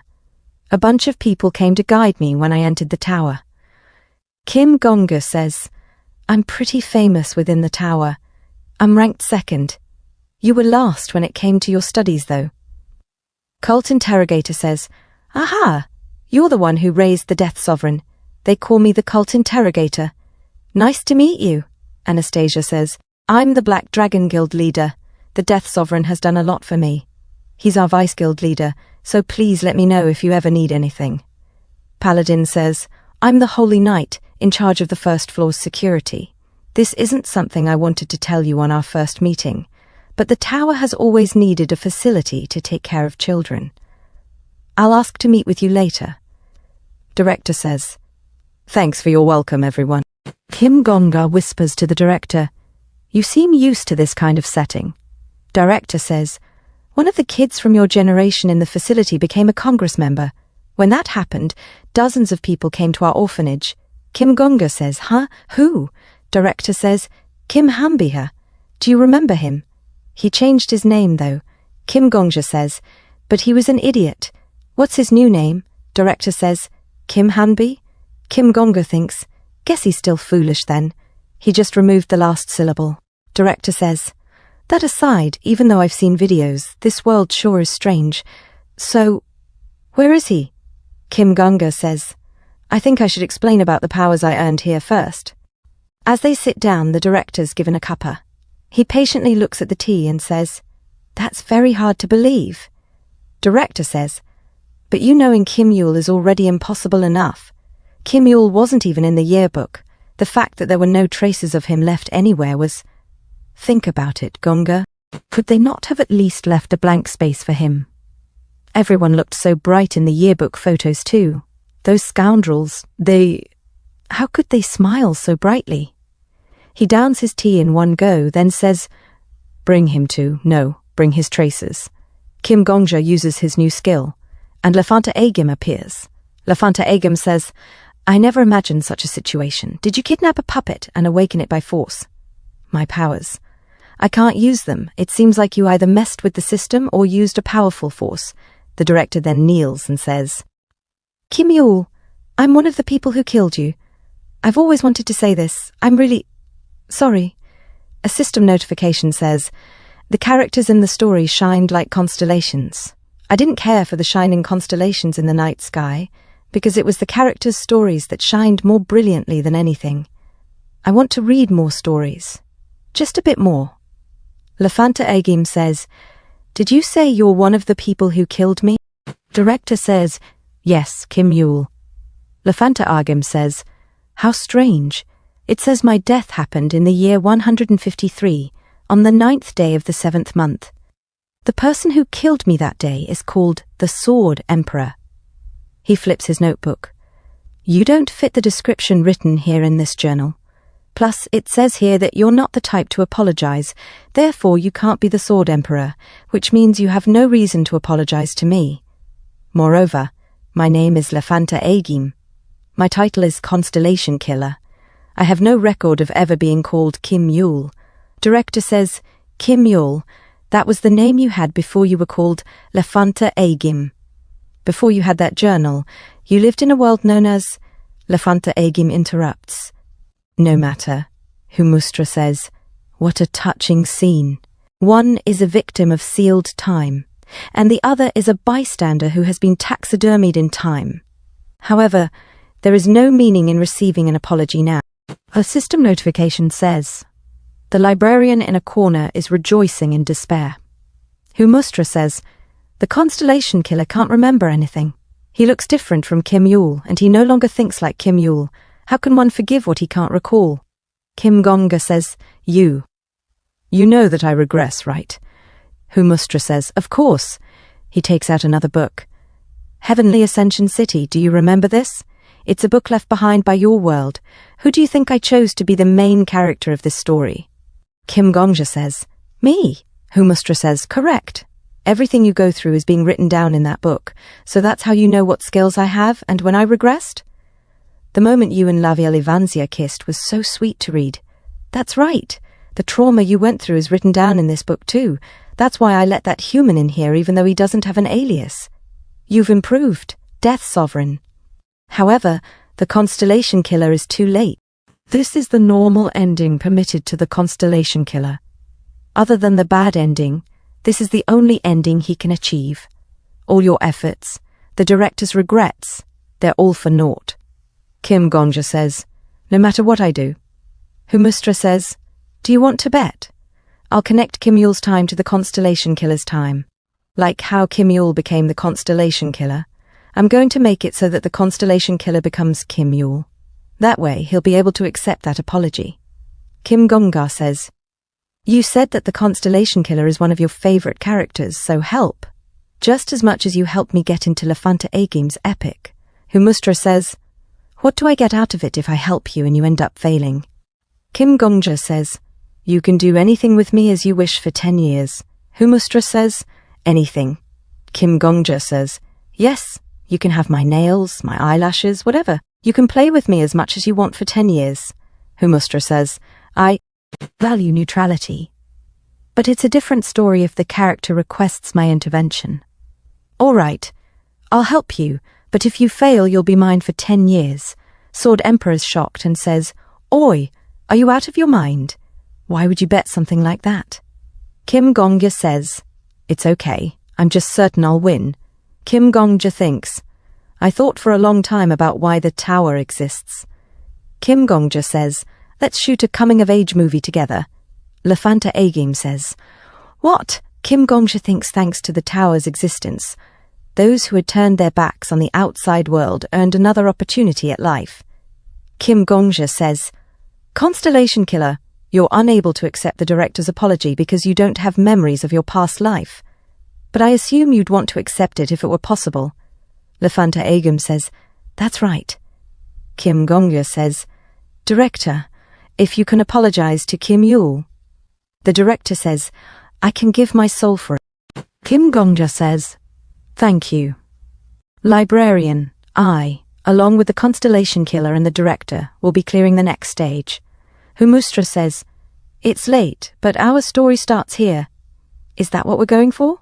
Kim Gongja says, "No, I'll choose that book as the next stage, the Heavenly Ascension City." Humustra says, "I don't understand. Heavenly Ascension City is already in progress right here. There's no point in making it a stage."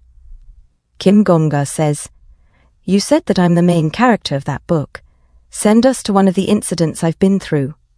Humustra asks, "Which one?" Kim Gongja says, "Trauma. As you said before, that's right. The trauma you went through is written down in this book too." He continues, "Lefanta Agim's trauma ended in tragedy. It was an illusion, but all the characters were taken by the void.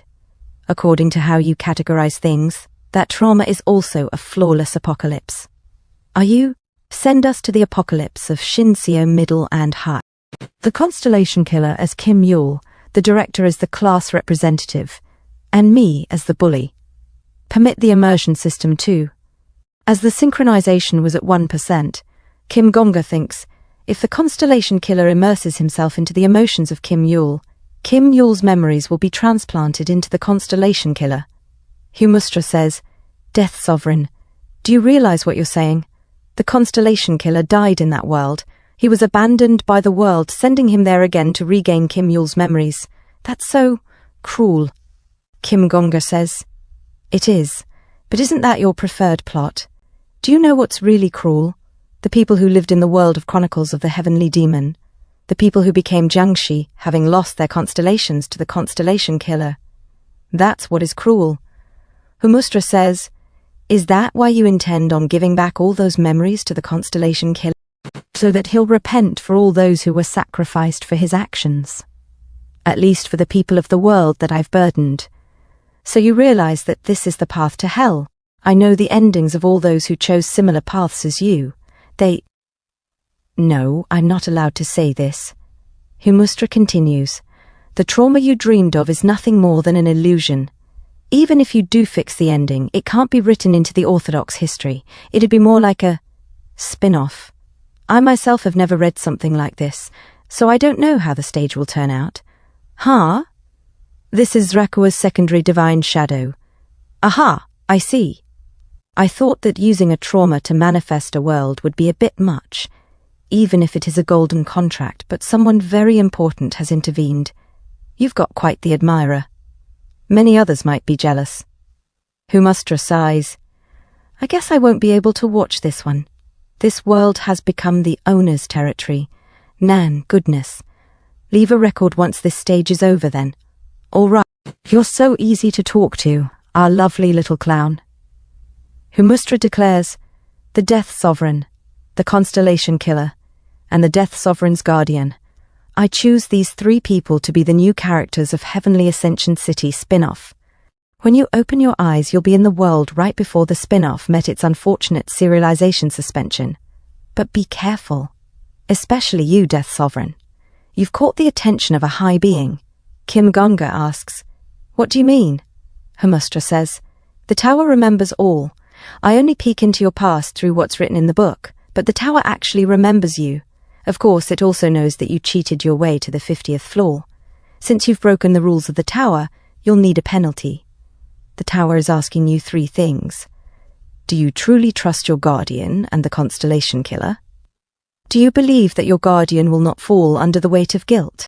The constellation killer might be overtaken by the desire for revenge and not forgive your guardian.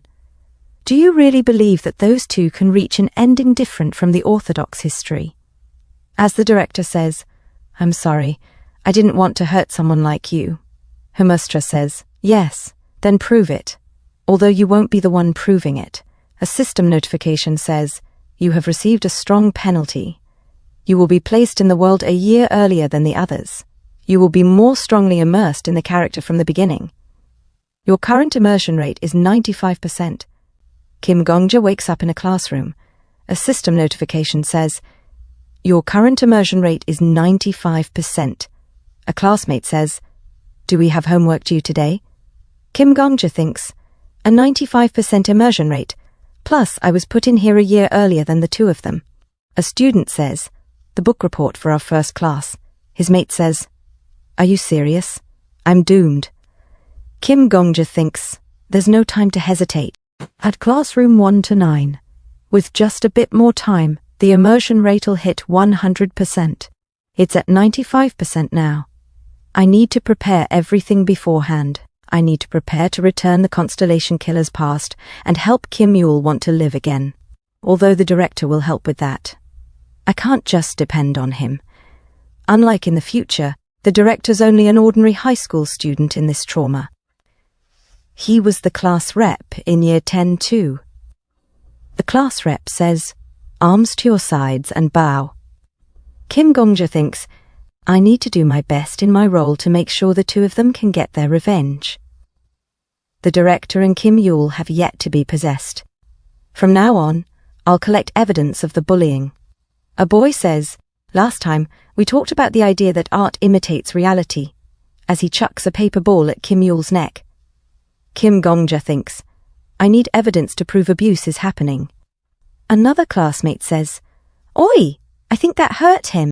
Kim Gongja thinks, the punishment will be light if the abuse is short-term. I need to prove the bullying happened over a long period. There must be a clear purpose to hurt the victim. In order to mess up these animals, I need to act like an animal myself. In another scene, Kim Gongja video records his mates and says, "Oi, you lot, look over here." His mate asks, "What's that?" Kim Gongja thinks he used to be the lunar shadow demon in the previous trauma. His mate asks, "Are you sure it's okay to film this?" Kim Gongja says, "Don't worry, only a few others are going to see it. Introduce yourself or something." His mate says, "My name is..." And that becomes his first tape, recorded on June 1st in front of the rear gates. A few moments later, his mate says, "Oi, oi. Look, Kim Yule, look at the camera, you can't be so weak when you've only taken a little beating," as he slaps Kim Yule's face. Another mate adds, "I think it's 'cause he's too skinned. He's got no dosh to buy food and replenish his energy." As Kim Gongja records another tape, his other mate pours milk on Kim Yule and says, "Drink this carton of milk and cheer up, Kim Yule." Kim Gongja says, "I'm getting bored of Kim Yule. Should we get ideas from the other kids?" Good idea. Here's the return of the Kim Yule request. Drum roll, please. And the winner is Seven's request. Make him grow out his hair and tie it with a rubber band. A rubber band doesn't sound like a big deal, but it'll hurt if you tie your hair tightly with it. Amazing idea, Seven. Kim Gongja covers his mouth, goes, "Ugh," and chunders in the gents. A few moments later, his synchronization hits 95%. As Kim Yule's shoved to the ground, Kim Gongja says, "I was wondering what was smelling so bad." Turns out it was just him. "What are you raising chickens for? You want some eggs?" His synchronization hits 96%. Kim Gongja says, "You want me to buy you some eggs?" It hits 97%. Kim Gongja thinks, this is bad. Filming this stuff isn't hard anymore. Actually, I'm starting to enjoy it. It's a sign my role's almost over. 103 recordings, 311 videos, 30,790 photos, 2 phones with text messages. Kim Gongja places the box of tapes in front of the class rep's door. The class rep says in confusion, "Huh? This is for me," as E takes the letter. He reads it. "I'm sending you all the evidence. It's up to you to decide what you'll do with it all. If you're going to do something with it, please start in 30 days. The class rep says, "At is this." He looks around, opens the box, peeks inside, then takes it back to his house. Kim Gongja sits on the floor gripping his hoodie and thinks, I endured. It's over now. I've done what I needed to do. A system notification says, your current immersion rate is 98%. Kim Gongja thinks, was there a better way to go about this? Are the future days to come going to be worth more than the violence I could have stopped in the last 11 months? I don't know, but I didn't give up just because I wasn't sure. If anyone is permitted to change the ending of this world, it's those two. A system notification says, your current immersion rate is 99%. Kim Gongja thinks, the villain will just disappear. My role in this world is to wait. Kim Gongja says, I'll be waiting for you, Kim. Director, please. A system notification says, 100%. Kim Gongja thinks, main character. I'd always been the hero, and now, for the first time, I'm the villain. For the first time, my failure won't lead to a world's downfall, so let's talk about my failure. This is before I was possessed by someone.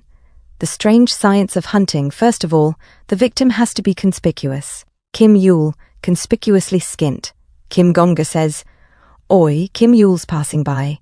He thinks, it doesn't smell great when you go near him. Another student says, I feel bad saying this, but he really stinks. Another adds, I heard he gets grants to go to this school. Kim Gongja thinks, easy to laugh at. Another tape is made. Number 1, the beginning is light. A student says, did you know Kim Yule lives in a house that's boarded up under the mountain? Another says, isn't that building basically a junkyard? A nerd adds, I heard his dad picks up paper trash for a living. His mate asks, is he the one who picks up the paper trash from our house then? Kim Gongja thinks, focus the attention on the victim through casual small talk, with enough intervention. Kim Gongja says, it's true. He's the one who picks up paper trash in my block. His mate asks, how do you know that?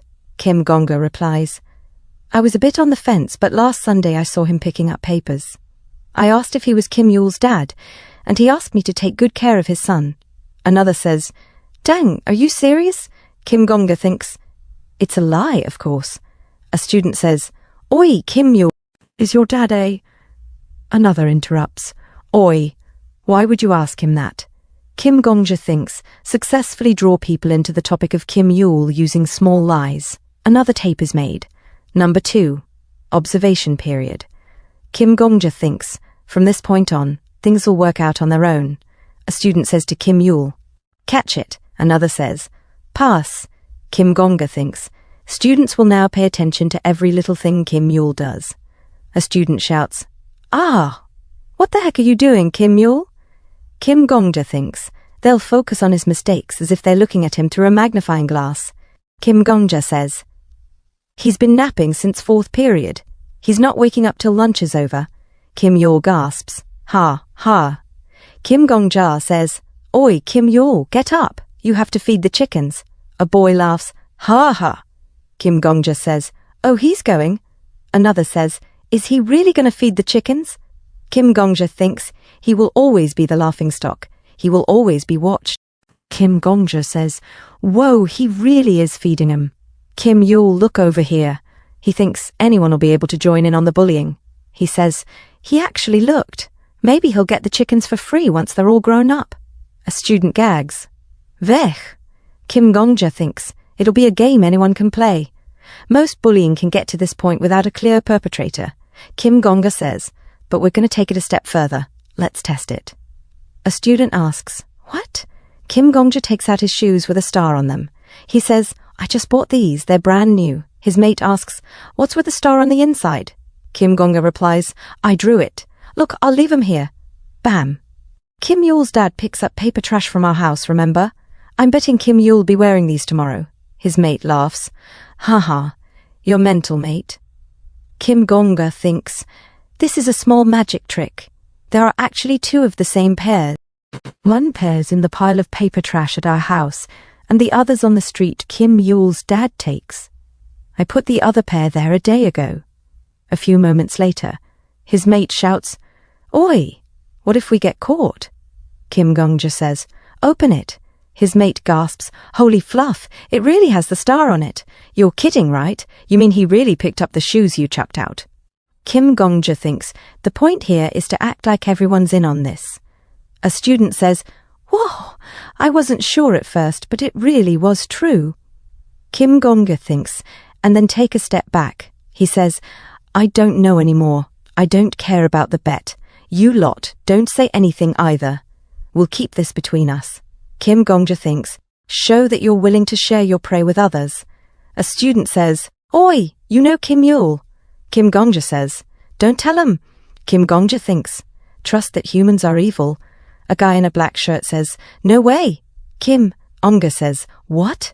Kim Gongja thinks, "Trust in the power of A girl says to her mate, "That's what I heard."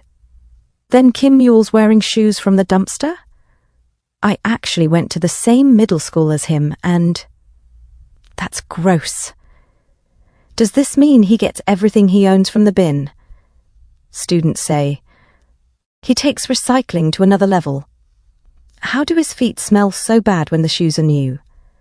I feel bad for him, but this is rank, mate. Here comes Recycle Man, hide it. Nan? Kim Yule, did you feed the chickens? Your shoes look clean today. Nan? Oi, Kim Yule, your shoes. Ha ha, those are... Yunseo chucked those out yesterday. Look at his soles. Ha ha ha. Kim Yule says, "Do you lot have nothing better to do? Is this fun for you? Mind your own business?" The boy says, "What's wrong with him? We were only kidding. He's so annoying. He thinks he's all that, but he wears bin bags." Another tape is made. Number 3. Publicly recognized violence. A boy says, "Oi, someone chuck out their slippers." Let's see if he picks those up too. Kim Gongja thinks if someone had suggested stopping, 'cause it's not fun. A boy says, "It stinks. Put it in his drawer before he comes." Kim Gongja thinks, then it wouldn't have got this bad. A boy says, "Mate, I chucked that pencil case out yesterday." His mate says, "What, he's recycling again?" Kim Gongja thinks, but to say something like that takes courage.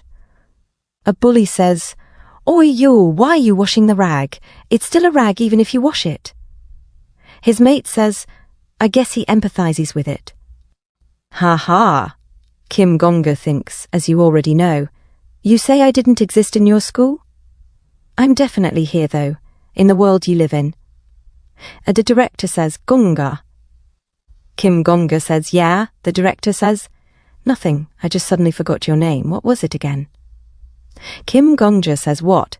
Do you have dementia? It's Hwang Yunseo." The director says, "Right, that's your name. I heard your girlfriend's gonna try to run for student council president." Hwang Yunseo says, "Yeah, why?" The director says, "I'm gonna try to run too. Tell her, I hope we'll get to see each other. I heard I can write it down in my student records if I become president." Hwang Yunseo says, "Mate, that's cool. Good luck. I'm gonna vote for my girlfriend, but still. Yeah, thanks. I'm gonna try my best." Kim Gongja thinks, "Let's talk about my failure." Hwang Unsu's girlfriend says, "Huh? You've been slow with your videos lately." Hwang Unsu says, "Huh?" His girlfriend says, "Videos of Kim Yule. You used to always share at least one a week." Kim Gongja thinks, "Videos?" She says, "Our group's waiting for it. The last one, the one where you cut his nails, did really well." Kim Gongja thinks, "Right? I used to record us bullying him. Why did I do that again?" He remembers Kim Yule saying, "I'll be waiting for you, director." Kim Yule. Kim Gongja thinks, "Oh, to entertain everyone. Right." Because of how renowned Shinseo Middle and High is, there are a lot of students suffering from academic pressure and stress. I took those videos for these guys so they can distress without getting into bother themselves. His girlfriend says, "Is it 'cause you're coming up with something better this time?" Kim Gongja thinks, "I got help from my girlfriend, who's been on the student council since year 10 and used the student voting boxes, which the teachers don't check, to collect ideas to bully Kim Yule.